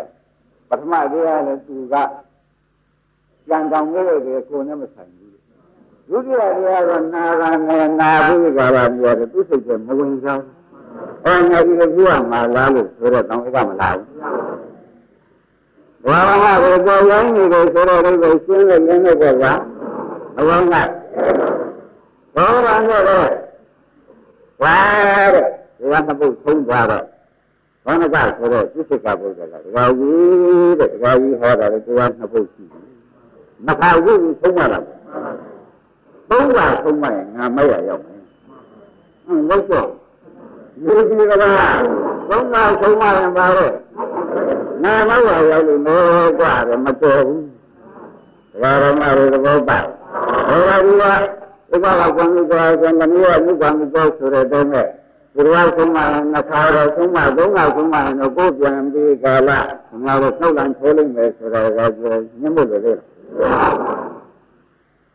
နန်းကမလို့သူနှစ်ခါဆုံးမနန်းကမှာသုံးခါပြောတဲ့လူကလူမိုက်ဆိုတာကသုံးခါကလည်းသူကဆုံးမရင်တော့သုံးခါတော့ဆုံးမသုံးခါမဆုံးမပါနဲ့သုံးခါဆုံးမရင်ဆုံးမတယ်လူကလူမိုက်ဘာကြအဲ့ဒါခင်ဗျားတို့တစ်ဖားလာပြောနေတယ်လုံးနေတာခင်ဗျားတို့တစ်ဖားလာတော့ဘယ်သူမှမသိဘူးပေါ့ဟင်ဘုန်းကြီးကလည်းတစ်ဖားလာပြောနေပါလေဆိုတော့ဒီမိုက်ဆိုတော့ဘယ်လိုပေါ်နေလဲဒီကိစ္စကဘုရားကနှခေါင်းကနှစ်ခါကဆုံးမတော့သုံးခါဆုံးမလို့ရှိရင်ဆုံးမတယ်လူကလူမားဘာလို့လဲဟိုနားအောင်ဆောင်တယ်လူသုံးလန်ထိုးတော့ကိုယ်ဆံရင်လေးရဲ့မကန်ရင်တော့ကကိုမောက်ကိုပြောပြီးတော့ကိုယ်ပြောလိုက်တာကဟိုကယုံကြည်ကလားဟောလာရင်ဘုန်းကြီးကလည်းငါ့ရဲ့ကိုယ်သားမျိုးကိုပါဖြစ်စေတော့ပါဝါပြောတယ်ဆိုတာဟာခင်ဗျားတို့ခင်ဗျားတို့ကလည်းငင်းပြီဆိုရင်ကငင်းဆွဲလိုက်တော့ငင်းဆွဲပေါ်လာမလို့ပေါ်လာပြီးကြက်ကြက်ပြိခါမှာဘောဂနာရဲ့ဒီတရားဆုံးမတာလည်းကြောက်နားဝင်ရှာရလားမတေလုံးမှာဘယ်လိုလဲတရားလားတဲ့ဓမ္မတို့ဘုရားကကိုယ်ကဝိုင်းတော်နေတယ်ဆိုတော့ပေါ်လာကြဒါနဲ့ဒါကြီးတဲ့တရားနှစ်ပုဒ်ရှိပြီးဆုံးမသုံးခါဆုံးမငါမိုက်ရရောက်တော့ဘာဝသူဒီကားလို့ဆိုလို့ရှိရင်မဆုံးမတော့ဘူးပေါ့ဗျာဘုရားဝစီကနဲ့မဆုံးမဘူးပါရကနဲ့ဆုံးမဘာကြပါရကနဲ့ဆုံးမဝစီကကတော့သူ့ပြောပြတဲ့ဘုရားပြီးသွားပြီပါရကနဲ့ဆုံးမအောင်ဒီစနေကြပေါ့ဗျာပါရကနဲ့ဆုံးမအောင်လဲဆိုဒီတိုင်းနဲ့ပြောပါမြင်မှုလေးတွေကိုဒီမနဲ့ဒီရဲနဲ့ညှက်တာပေါ့ညာဝိจิตကိုနဲ့ကောင်းရင်ပြန်တယ်။ပြန်ပြီးရှင်င်းနဲ့အပေါ်တဲ့တဲ့ကမှဒီမြင်မှုတွေကခါခါ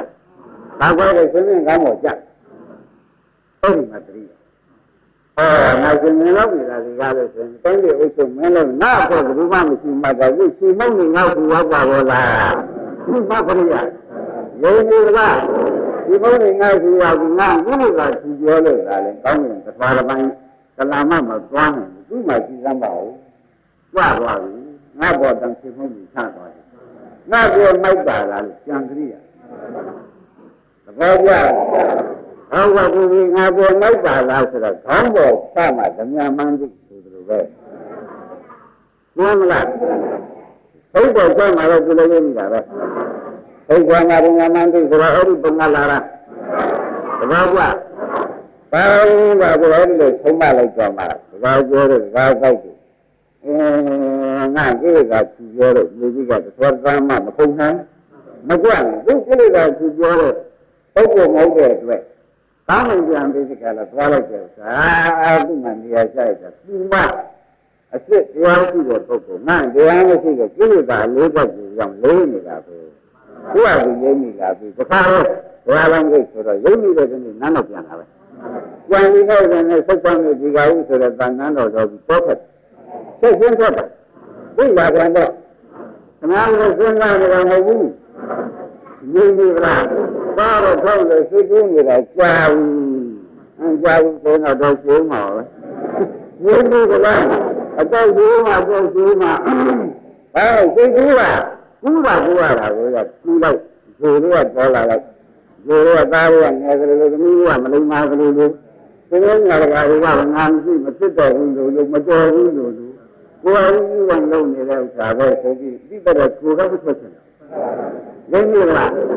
ဘုရားရဲ့သင်္ကာတွေကလည်းကြောက်ကြတဲ့ခါကျတော့ဟိုကဒီလိုလိုလုပ်လိုက်တဲ့ခါကျတော့ကိုယ်ကမထွက်ချင်သူတို့ကတော့တောင်းပန်နေတွေကလာလိုက်တဲ့ခါကျတော့ဟမ်ဒီနေရာကိုသင်္ကေတကြီးရမျိုးပေါ်ပေါ်လာမျိုးကြီးကဘာကုန်လဲသင်္ကအားလားခင်ဗျားတို့ပြည်စင်ကကျန်လာနေရင်သင်္ကေတကြီးရမျိုးပေါ်ပါတော့သင်္ကာရရနေသမာဓိကစဉ်းစားတာမျောတာခန္ဓာကိုယ်ကသင်တော့မျောနေသမာဓိကနဲ့သင်လို့သဘောလို့ရှင်းနေလို့ကာလတွေကကောင်းတာလို့ခန္ဓာကိုယ်ရတာစဉ်းခန္ဓာကိုယ်ကြီးနဲ့ဒီတဲ့ခန္ဓာကိုယ်ရတာမျောတယ်ကိုယ်နဲ့ပြောရတယ်သဘောကျစိတ်ကူးလို့ရှိသေးတယ်ဘုရားတော်ကတန်လို့တောင်းလို့ကိုပြန်မလို့စိတ်ကူးလို့ရှိသေးတယ်ကြီးကတော့စိတ်ကူးပါသွားဘူးကဘယ်လိုလဲရောက်နေပြီအဲ့ဒါစိတ်ကူးရှိတော့မှားကြပါလိမ့်မယ်ဘယ်လိုပြောလာလဲစိတ်ကူးရှိလို့ဆွနေဆိုရင်ပါရဲ့ဆိုတာဘုန်းကြီးကမခေါ်ရဘူးမဆိုပါဘူးခန္ဓာကညောနေတာကရပ်တယ်သူတော့ညောနေတာကရပ်ဆိုတယ်စိတ်ကူးရင်ကိုခင်ဗျာသိပ္ပံနေပြီပါမနေဘူးလားဒီလိုရှိတယ်ကအားပါဘုရားဘာမှကိုဒီကံကြီးမှာတော့ခဏမိဘရှာပါတော့မယ်ဆိုတော့ခဏကကြီးလို့ပဲဒီကံကြီးကတောင်းတန်းရှာတော့ဘယ်နဲ့မရတော့ပြင်သူဘိုးဝင်ကငါတို့ကလည်းအစာဖြစ်ရဒီမှာလည်းဒီကံမှာရှာလို့ပေါ်ရပါအခုကလည်းရနေရင်ကဒါကဆရာသမားတွေကလည်းဘယ်နှဝရောက်ပြီးပြန်တော့ဟုတ်လားမပြောလိုက်ပြောလိုက်ရင်တော့ပြည်သူတွေနဲ့ဆုံးသေးလားဒါကြောင့်ပြည်သူတွေဒါတော့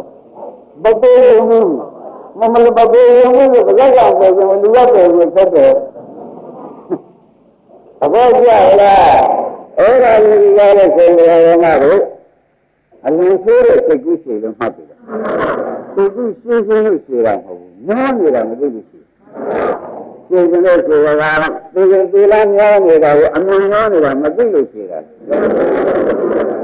ညောနေတယ်ဗျာညောနေတယ်မညောတာလားညောတာလားဘာပါလဲညောတာကိုဘာမှမသိဘူးတပည့်ကြအင်းရာဇငါးပါးကိုကာမဂုဏ်ကြီးကစင်ကြီးကိုကြီးလိုက်နေတယ်ကြီးနေမသိဘူးလားတပည့်ကအေးဒါကြောင့်ဘုရားတော်ကနိဗ္ဗာန်ပေါင်းကန်းဆိုတာအဲ့ဒီဟာနိဗ္ဗာန်ကိုပေါင်းကန်းဆိုတာပြန်ရင်ပြန်မှပေါင်းကန်းရပြန်ရင်ဟောပြန်တော့ဘယ်လိုလဲငါလည်းလည်းကြံပြရဒါကြောင့်နိဗ္ဗာန်ပေါင်းကန်းဆိုတာမြင်မှုကပြန်ရတကယ်လားအများကြီးဉာဏ်ကောင်းကံကောင်းနဲ့နိဗ္ဗာန်ကောင်းကြားတာဒီလိုမှမျိုးလုံးကောင်းခါရကောင်းနာရမကောင်းဟုတ်လားဒီဒီကတော့မယဉ်ရင်းနဲ့ဖြေရရမှကြားလို့ရှိရင်တော့ဒါပဲဒါကျေဘယ်နဲ့လုပ်ကြဒါလည်းဘယ်လိုလဲဒီလိုမျိုးကြားမှာကောင်းကောင်းကြားရမယ်ဆိုတာလို့ကြမမလို့ပြင်းနေကြတာအမှတ်ရှိတာမှတ်ပြီးတော့မြတ်စွာဘုရားရဲ့ဘုရားလို့ဘုရားဒီဆိုရင်ဒီမှာဗျာအဲ့ဒါကိုရှင်းရှင်းလင်းလင်းနဲ့ဒကာရမကိုဝိသုထုတ်ပြီးပြောလိုက်တာပဲမပြောတော့ကိုယ်ကတော့သိလို့ပြောတယ်ဘာလို့မပြောလိုက်ဘာလို့ကလည်းဘာလို့ကြာလို့လဲဆန္ဒရတော့မရဘူးလေရှိဒီကိုကြည့်ရပါလေကွာပါလို့မကောင်းတော့လည်းပြောမင်းကြီးကလားဒီလိုရင်တည်းကနေကြည့်ရမှာပဲစိတ်ကူးနေတာဆိုရင်အမျိုးရအောင်ဟုတ်ပါတော့ဒီလိုကြီးကပြောနေတယ်ဘယ်လိုမျိုးလဲဒီလိုမျိုးတော့မပြတ်နာလမ်းသေးလားဒီလိုမျိုးတော့မပြတ်ကြဘူးဒါကြောင့်ဒကာရမတွေအခုဆိုရင်တင်ငယ်ရရက်တဲ့အချိန်မှာခင်ဗျားတို့လူကငန်းသားတွေရောက်ပြန်ကြတယ်ဒကာရမတွေဖြစ်တဲ့ရှိနေကြမှမရှိဘူး မကြည့်တော့ဘူးခဏနေပြီကြလားငါလည်းကောင်းမှုကိုဘာလို့သမီးစီးပွားရေးပစ္စည်းတွေကိုဘုရားရဲ့ဉာဏ်နဲ့ကြည့်ပြီးကြလားကိုယ်မျိုးကိုခိုးဝပူဝပေါ်အောင်လာလဲရကိုကျင့်ကြွားကြတော့ဆိုတော့ဒီလိုရပြောဘောကအော်လည်းဘာလာမဘုရားကဘာတော့ဘုရားကကြွားတယ်ဘုရားကကြွားအားသာပြာပြီးတော့ကျမကိုရောက်ပါပဲပြီးလာတော့လည်းညံ့နာဒီလိုကတော့ပြေခဲ့တာပဲပြီးတော့လည်းဒီမှာဒီလိုကတော့ပြေခဲ့တယ်ပြီးတော့ဒီလိုပန်းလို့လားဒီလိုကလည်းပြီးလာပြန်တော့ရောဒီဘုန်းကြီးဖြစ်တာအပါမလို့ကအေးလာကြဘာဝနာကိုကိုယ့်အကိုစဉ်းစားမှပြေမှန်းပြီကိုယ်တိုင်စမ်းလို့ပါဘူးဒီများရိုက်တာဒီများနဲ့တာဒါမှဆိုလို့ပါမခိုးနဲ့မကွာရဲ့ဖြစ်နေတာပြေရရှိမှာဘယ်လိုမှကြကံခွင့်နဲ့မြင်ခွင့်နဲ့ပြည့်စုံခွင့်နဲ့ကြရဆိုရင်ဘယ်နဲ့လုံးမလို့ကိုယ်ရှင်ရဲ့ဖြစ်ကုန်မဆက်တူဘူးလားခဏကဝင်ဘူးခဏပြောကဝင်ဘူးဒီလိုခိုင်တဲ့ခဏလေးကလည်းငါကခဏကျန်နေဆိုရင်တော့သူပြောတာဟုတ်သားပဲသူစဉ်းစားဖြစ်ကုန်ပဲနဲ့တော့ဒီတောက်တဲ့တန်ကိုစမ်းချအောင်မှာပေါ့ဆိုပြီးကြတာဒီစဉ်းစားပြန်နားလိုက်ကြတယ်သဘောကျလားပြောမလားအပြောင်းဆိုရဘူးလားဒီကရှိဘယ်နဲ့လက်ကြမလို့ဒီကပြောတဲ့ကစိုက်တဲ့ဘက်ကခေါင်းဆောင်ကိုလက်ကြစမ်းပါဘယ်လိုလဲရောက်ပြီလားရောက်ရင်ဆိုရရတယ်ဒီပြန်နေရတယ်သဘောကျနောက်မှရှာမယ်ဆိုတော့ဒီကရောက်ကြရမှာလေငါတို့လောကီလက်တွေကတော့ဆင်းကျလဲနဲ့ဘာမှအသုံးမကျဘူးဆိုတာသိပြီးဆက်ကြနေမှတ်တယ်ဘုရားသံဃာကဟုတ်လားအဲဒီကောနာကလည်းဆိုမဝန်းနေသံဃာကလည်းသွားမေးပြီးတော့တားမှုတမျိုးပြည့်စုံနေတယ်သဘောကျဘုရားမျိုးတဲ့လူကောင်းတာမရှိဘူးသဘောကျတဲ့လူကောင်းတာမရှိဘူးဒီမှာစိတ်ကြလို့ဆိုရင်နေရခံရရလားဒါလို့ဒီလိုဆိုပြီးမျိုးမြင့်ပူများရှိသေးလားလို့သွားမေးကြည့်စမ်းဘယ်တော့လူတိုင်းရှိတာလို့ကြားလာတယ်ကဒီလိုလူတွေသိနေပြီနဲ့ပေါ့ဗျာမရှိတော့ပုဂ္ဂိုလ်ကြတာဒီလိုပုဂ္ဂိုလ်ကြတော့စားရတော့ဘူးရဒီလိုပုဂ္ဂိုလ်ကြတော့ခဏခဏတော်ကြည့်လို့လူဟုတ်လားအမျိုးမျိုးခုံခုံဘယ်လိုပုံစံလေးမျိုးမျိုးခုံခုံမတော်ကြည့်ရှိတာရောပေါ်ပြန်တင်ရမှာမလာဘူးလားဟုတ်တယ်နေလားဘာလို့ဒီလိုနေရတော့ရုပ်ရှိကလားကိုယ်ကနေလားကိုမရှိဘူးရတာနေတော့ရှိဘူးနောက်ထပ်ဖြစ်ကြတယ်လို့လားဒါကြဘာဖြစ်ကြတာလဲဟမ်ဆိုတော့မဟုတ်လားမိတဖေရောလောင်တယ်ငဖေရောလောင်တယ်ဘုရားတာပြီးကျင်းပြတ်တာတော့မရှိတဲ့ပုဂ္ဂိုလ်ကလည်းမရှိလို့ကိုရတယ်ရှိရင်တော့အေးမှာလည်းထင်လိုက်တော့ဘယ်ဟုတ်လဲရှိဘူးလာကြတာတပည့်ကြမရှိတဲ့ပုဂ္ဂိုလ်ဘာလို့လဲကြီးရှိတဲ့ပုဂ္ဂိုလ်ကပုဂ္ဂိုလ်ကြီးကဘယ်လိုပြင်းထန်ကြလို့မေးကြည့်ပညာကံပါအောင်ကြတယ်ရှိဘူးနဲ့မရှိဘူးဘယ်ကပြင်းထန်နေတယ်လို့ရင်းပြီးသွားတော့ရည်တယ်ရှိဘူးကပြင်းထန်တာပေါ့လေဒီကြီးကြောက်တယ်ချင်းတူတော့မရှိတဲ့ဘုရားငါးကြောက်ရှိတဲ့ဘုရား9000လောက်ကြောက်တော့ဘယ်လိုကမျိုးကြညံ့မှာရှိဘူးကဘူးလုံးနေလားဒါတော့ခင်ဗျားတို့ကဘယ်သူကြိုက်တယ်မဟုတ်ဘူးရှိဘူးကြိုက်ရှိဘူးကြိုက်သဘောကျလားဒါကြောင့်ဒီရောကလုံးကိုပြေးလို့ဆရာကြတာပေါ့ဗျာပါရီတို့ကိုဆရာကြတာ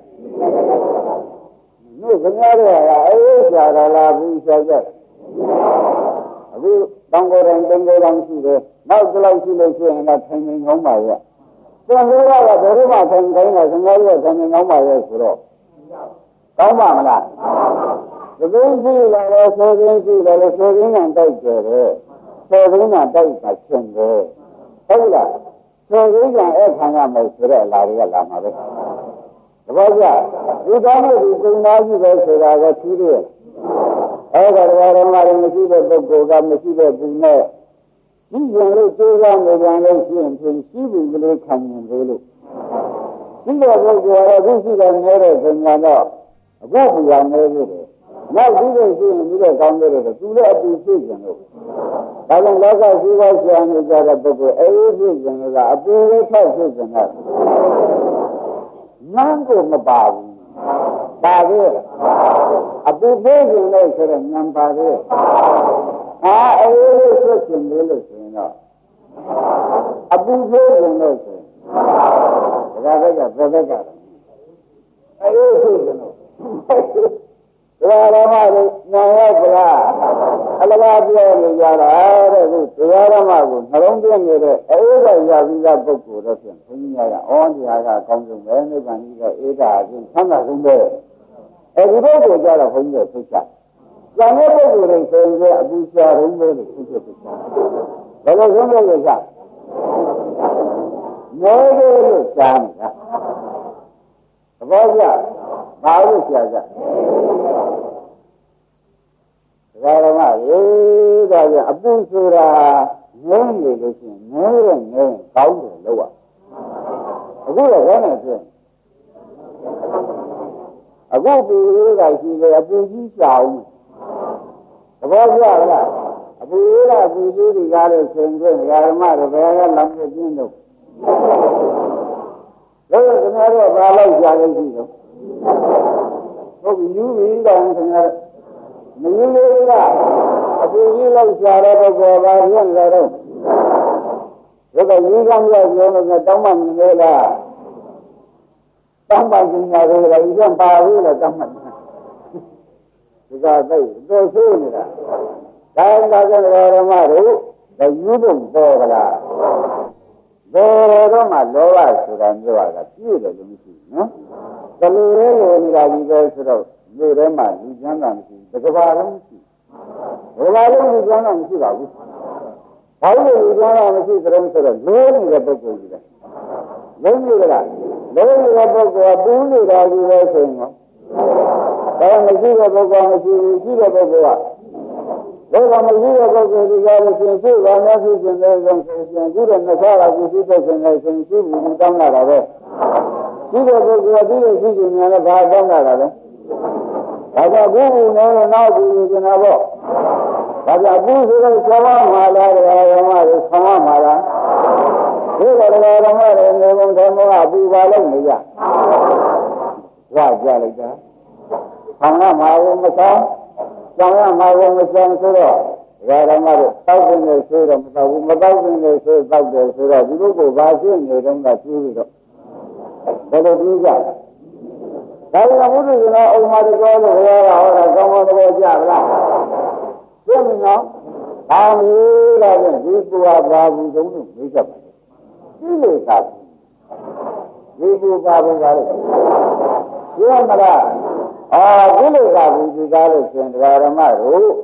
ဘယ်လိုမျိုးပူတာတဲ့ဒီလိုသာဘူးကဆိုပါသဘောကျမယုံစဉ်းစားကြည့်တဲ့ဒီလိုဒီကားလို့ရှင်အိန္ဒိယများမှာ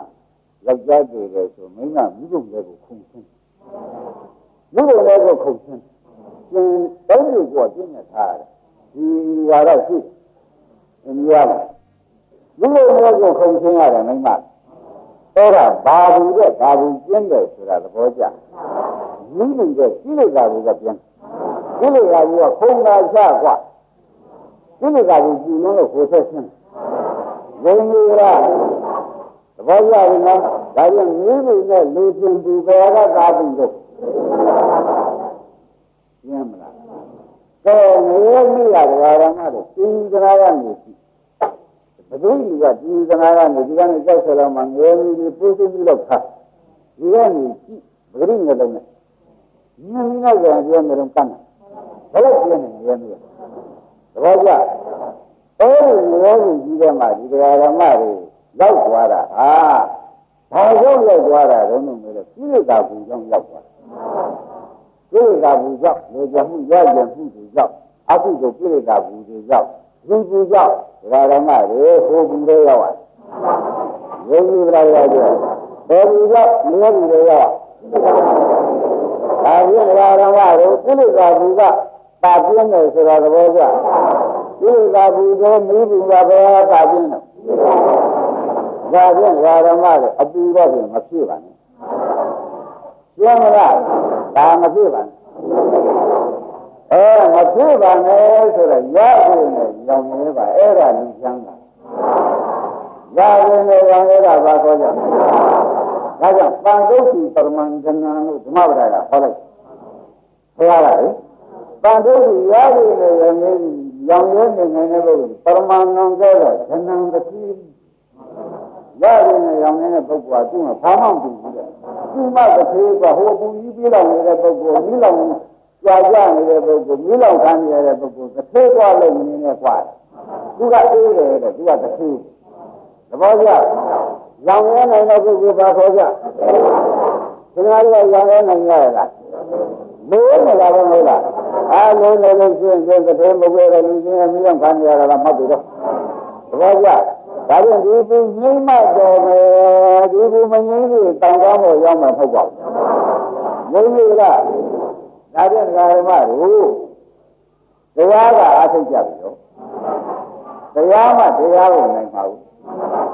မနေ့ကပြောခဲ့တဲ့ဓမ္မတို့အစာမာလို့ဖြစ်တဲ့လုံနိုင်မရှိဘူးလားအစာမာလို့ဖြစ်တဲ့လောကပူတာတယ်ရောင်းလာတယ်ပေါ်လာတယ်ကအစာမာလို့ဖြစ်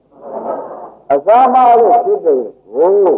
အစာမှန်နဲ့ပြန်ပြီးဖြေရလို့ရှိရင်သိမှန်အစာမှန်သိတဲ့စာပေါ့ဗျာသိမှန်တောက်တာအစာမှန်နဲ့ပြန်ပြီးကြတာကုလိုက်ကြောက်မကြောက်ဒါဖြင့်အစာမှန်ကြောင့်ဖြစ်တာအစာမှန်နဲ့ပြန်လိုက်ရင်ဘာလို့ရောက်ရနိုင်ရဲ့ဆိုတော့သဘောကျဒါဖြင့်ဓမ္မတို့ကိလေသာဘူးမိကြောင့်မှားနေတာတွေရှိပါတယ်အဲဒီကိလေသာဘူးမိကြောင့်မှားနေတော့အဲဒီကိလေသာဘူးကိုကြောင်းကြမ်းပါအောင်နိဗ္ဗာန်တဲ့လူချင်းတဲ့အပူနဲ့ကြောင်းလိုက်ဘယ်ဘူးနဲ့ကြောင်း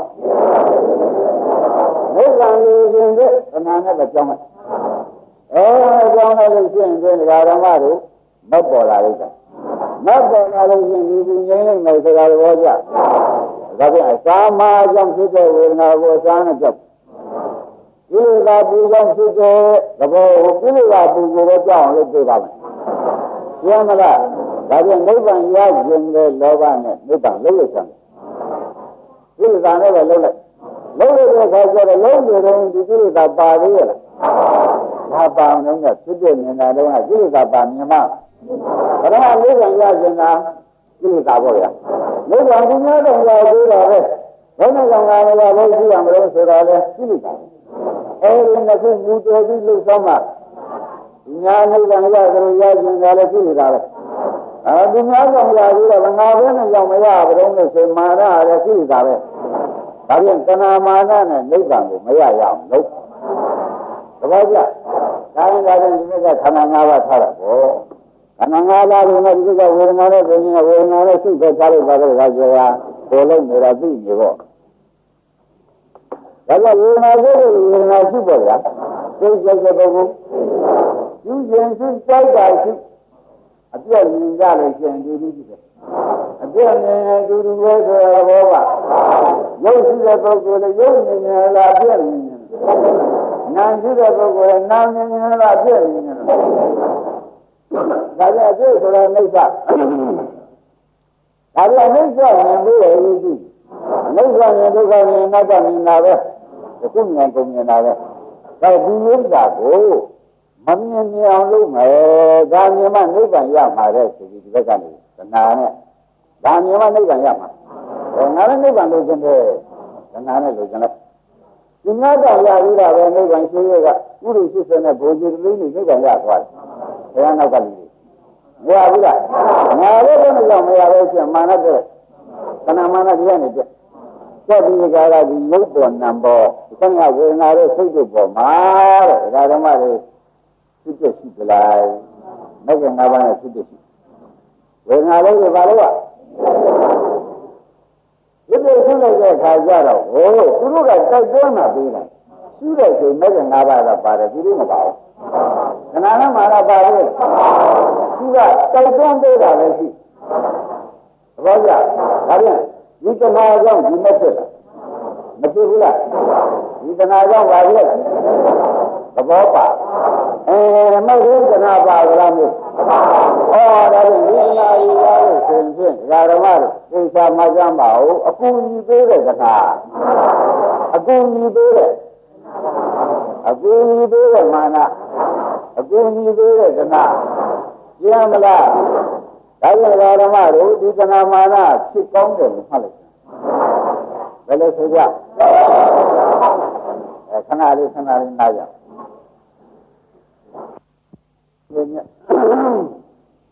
ပရမဒီမဲ့ပေါ်လာတာကဒီမဲ့အထုမှရမယ်ဆိုပြီးနိဗ္ဗာန်လိုချင်တယ်နိဗ္ဗာန်ကိုမရမနေနိုင်ဘူးဆိုတဲ့မာနဒီမာနတွေကတိုက်တွန်းလို့ဆိုလိုက်တာနဲ့အထုဖြစ်အထုပြီးတော့မက်ပေါ်တယ်လားအထုဆိုတော့မက်ပေါ်လာတာပဲဘယ်သူမှဖြစ်ပြနေတာမဟုတ်မက်ကမြင်တာ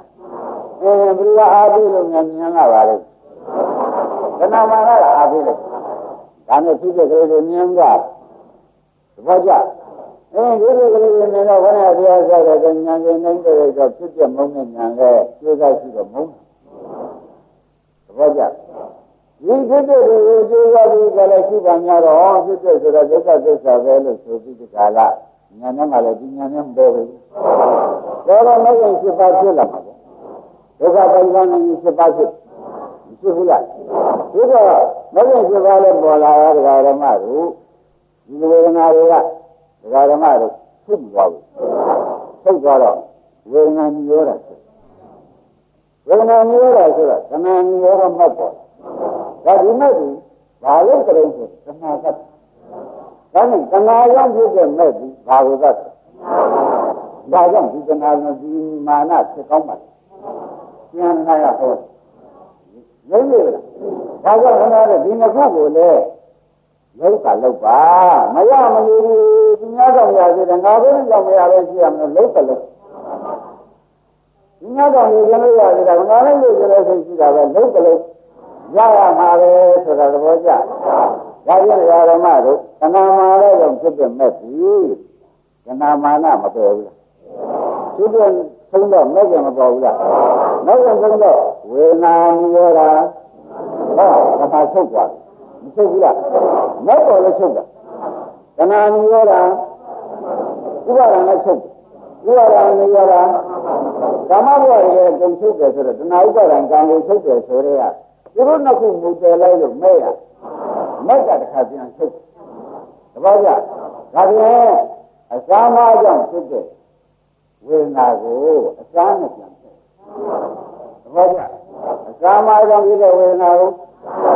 အသားနဲ့ပြန်ဖြစ်တယ်တဏှာမာနဒီကြောင့်ဖြစ်တဲ့သဘောကိုတဏှာမာနဒီကိုပြန်ဖြစ်ချင်သဘောကျဒါကြောင့်ဒီတဏှာမာနဒိဋ္ဌိဟာတဲ့ဒီမဲ့ထဲမှာမပါတဲ့အတွက်ဖြစ်ကောင်းအာပုမှုရမ်းမလားဒါကြောင့်ဓမ္မတို့ဒီဖြစ်ဖြစ်တွေကဒုက္ခတွေမြင်တာကဒီတဏှာမာနတွေကသမှုတွေကချုပ်တာဒီတဏှာမာနတွေချုပ်တော့ဟုတ်ကဲ့ဇာတိရာမရဏတွေကညောရဒုက္ခဆိုတာဖြစ်ဘူးလားဒါကြောင့်ဓမ္မတို့တဏှာမာနတွေကတဏှာဆိုတာအပိစ္ဆမာနဆိုတာဒီများဖြစ်လို့ဖြစ်နေတယ်ဆိုတော့မာနလည်းအပိစ္ဆပဲဒီများဖြစ်လို့ဖြစ်နေလေအငြင်းငြင်းနိုင်လို့ဒီအဲ့ဒါဒီပိစ္ဆတွေပါဖြစ်သွားတယ်ရေးရတော့ဘုရားကြောင့်ရေးရတယ်ဆိုတာကသဘောကျမဲ့ကြောင့်သဘောကျဒါကြောင့်ဓမ္မတွေအပူဓာငြင်းတာဘုရားကြောင့်လောကမြင်ရဆိုတော့ဒီမဲ့သူဒါမြင်သုံးရတဲ့ခါကျတော့ဒုက္ခချုပ်တဲ့နိဗ္ဗာန်မြင်ဘူးလားမြင်တော့ဝိဇ္ဇာကြီးဘယ်လိုမြင်လာလို့ဆိုတော့အထုတ်တဲ့ယောဂီပုဂ္ဂိုလ်မြင်တာငါပြန်ကိုးစားရအားထားရရဖို့လို့မသိဘူးလားနိဗ္ဗာန်မြင်ရတော့ကိုးစားရအားထားရင်ငါကိုယ်တိုင်ရဖို့လို့မသိဘူးဘယ်လိုသိတဲ့ခါကျတော့ငါကြည့်ကြသွားမှတော့ဆိုတော့ပူရရှိသေးတယ်ဒီတောင်ကမ်းပေါ်ရောက်မှာပဲမတရားတန်ကန်းနဲ့ငါကြည့်သဘောကျအဲ့ဒီလိုကြားလိုက်တော့မတရားတန်ကန်းကနိဗ္ဗာန်ပဲမြင်တာဓမ္မအခုတော့မြင်နေတာပဲနောက်စစ်တူလေးဆိုရင်မတရားတန်ကန်းပေါ်ကိုယ်တိုင်ရောက်ပေါ့သဘောကျဘာလို့လဲရောက်ပါလိမ့်မလို့မပြောတဲ့အခါဒုက္ခချုပ်လို့ရောက်ဒီလိုကကျွန်တော်မာနချုပ်လို့ဒုက္ခချုပ်လို့ရောက်ပြီးကနာမာနချုပ်လို့ ဒုက္ခဆိုးအောင်လုပ်တယ်လည်းမဲ့တယ်မယ်ခဏဆိုးအောင်လုပ်တာရောသဘောကျဒါပြန်ဒီမဲ့ပြန်ဒီဓမ္မတွေကိုယ်စားရအားထားရအရွယ်သုံးမှတစ်ခါတော့ရောက်လို့အခုကောင်းလာရမယ်ဒါဒီကရအောင်လို့ရှင်းမလားဘယ်လိုလဲရမယ်ဒါမှမရတော့ဒီတိုင်းဒီစီးတယ်ကိုစီးလိုက်နေမယ်ဒီမဲ့ပြန်မရတော့ဘူးဆိုရင်မျိုးလေတော့ဆိုရန်ကြီးလား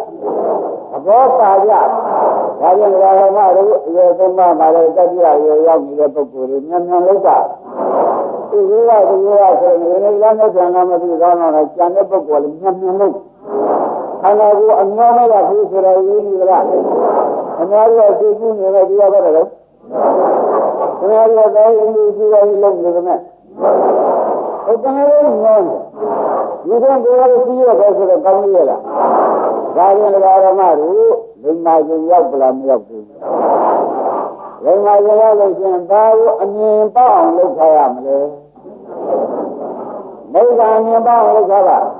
ဒါဖြင့်ဖြစ်ပြမြင်အောင်ရှိဖြစ်ပြကိုဖြစ်ပြဆုံးတဲ့နေရာပါပါလို့အဲ့ဒီမိစ္ဆာမြင်အောင်ရှိဆိုတော့ဘောကြရှိတဲ့ပုဂ္ဂိုလ်ရမှာလေဒါတဏှာရောက်လို့ခေါ်လို့ရမြင်ရတယ်မြင်ရတဲ့ပြင်ရုပ်ကကိုယ်တိုင်နေရတာဖြစ်သွားပြီတပည့်ကြဒီမြတ်စွာဘုရားသိကြပြီလားဒါလို့တရားဓမ္မတို့ရှင်တော်ဟောတဲ့တရားမှာသနာမာနပေမဲ့ဖြစ်ကောင်းရုပ်ကလွတ်တဲ့တဲ့ဒီပါလေးဆက်တဲ့ခါတော့ဒီအလိုလိုပြရတော့တယ်အလိုလိုမကြည့်ဘူးလားဒါကြောင့်သနာရောက်ဖြစ်တဲ့အနာကိုတရားဓမ္မတို့သနာနဲ့လည်းဆက်ဆက်ရပါသနာကြောင့်ဖြစ်တဲ့မဲ့ပေါ်ရမဲ့ကလည်းဆက်ဆက်အစားရောက်ပြီးတော့ဝေဒနာဘာနဲ့ဖြစ်တယ်အစားနဲ့လည်းပြန်ပြတ်စီသနာကြောင့်ဖြစ်တဲ့နိဗ္ဗာန်ကြီးကားလို့ဆိုရင်ဖြင့်အဲဒီနိဗ္ဗာန်အောင်ပြီးတဲ့မဲ့ကပဲသနာပဲဆိုင်တယ်သဘောကျဒီလိုတော့ဖြစ်ကောင်းတယ်ဆိုတာသဘောကျကောင်းပြီသနာမာနနဲ့လုပ်လို့ရတယ်လို့မှတ်လားဂရာဂတိဝိရိယနဲ့လုပ်ကြနော်ပฏิပဒါနဲ့လုပ်ကြနော်ဂရာကိုဘယ်လိုလုပ်ကြနော်ပฏิကိုအင်္ဂရိလုပ်ကြရောအဲ့တော့အင်္ဂရိ၅ပါးဘုံ၅ပါးနဲ့လုပ်လို့ရပါတယ်ဘုဒ္ဓရှင်လည်းဒီနှစ်ခုပူဇော်လို့ရင်နော်အလုတ်ကမှန်ရင်ပြီးတာရမလားဒါဒီလိုကောင်းအောင်နားလို့ဒါရည်ရည်ကြီးရင်တော့ကြတယ်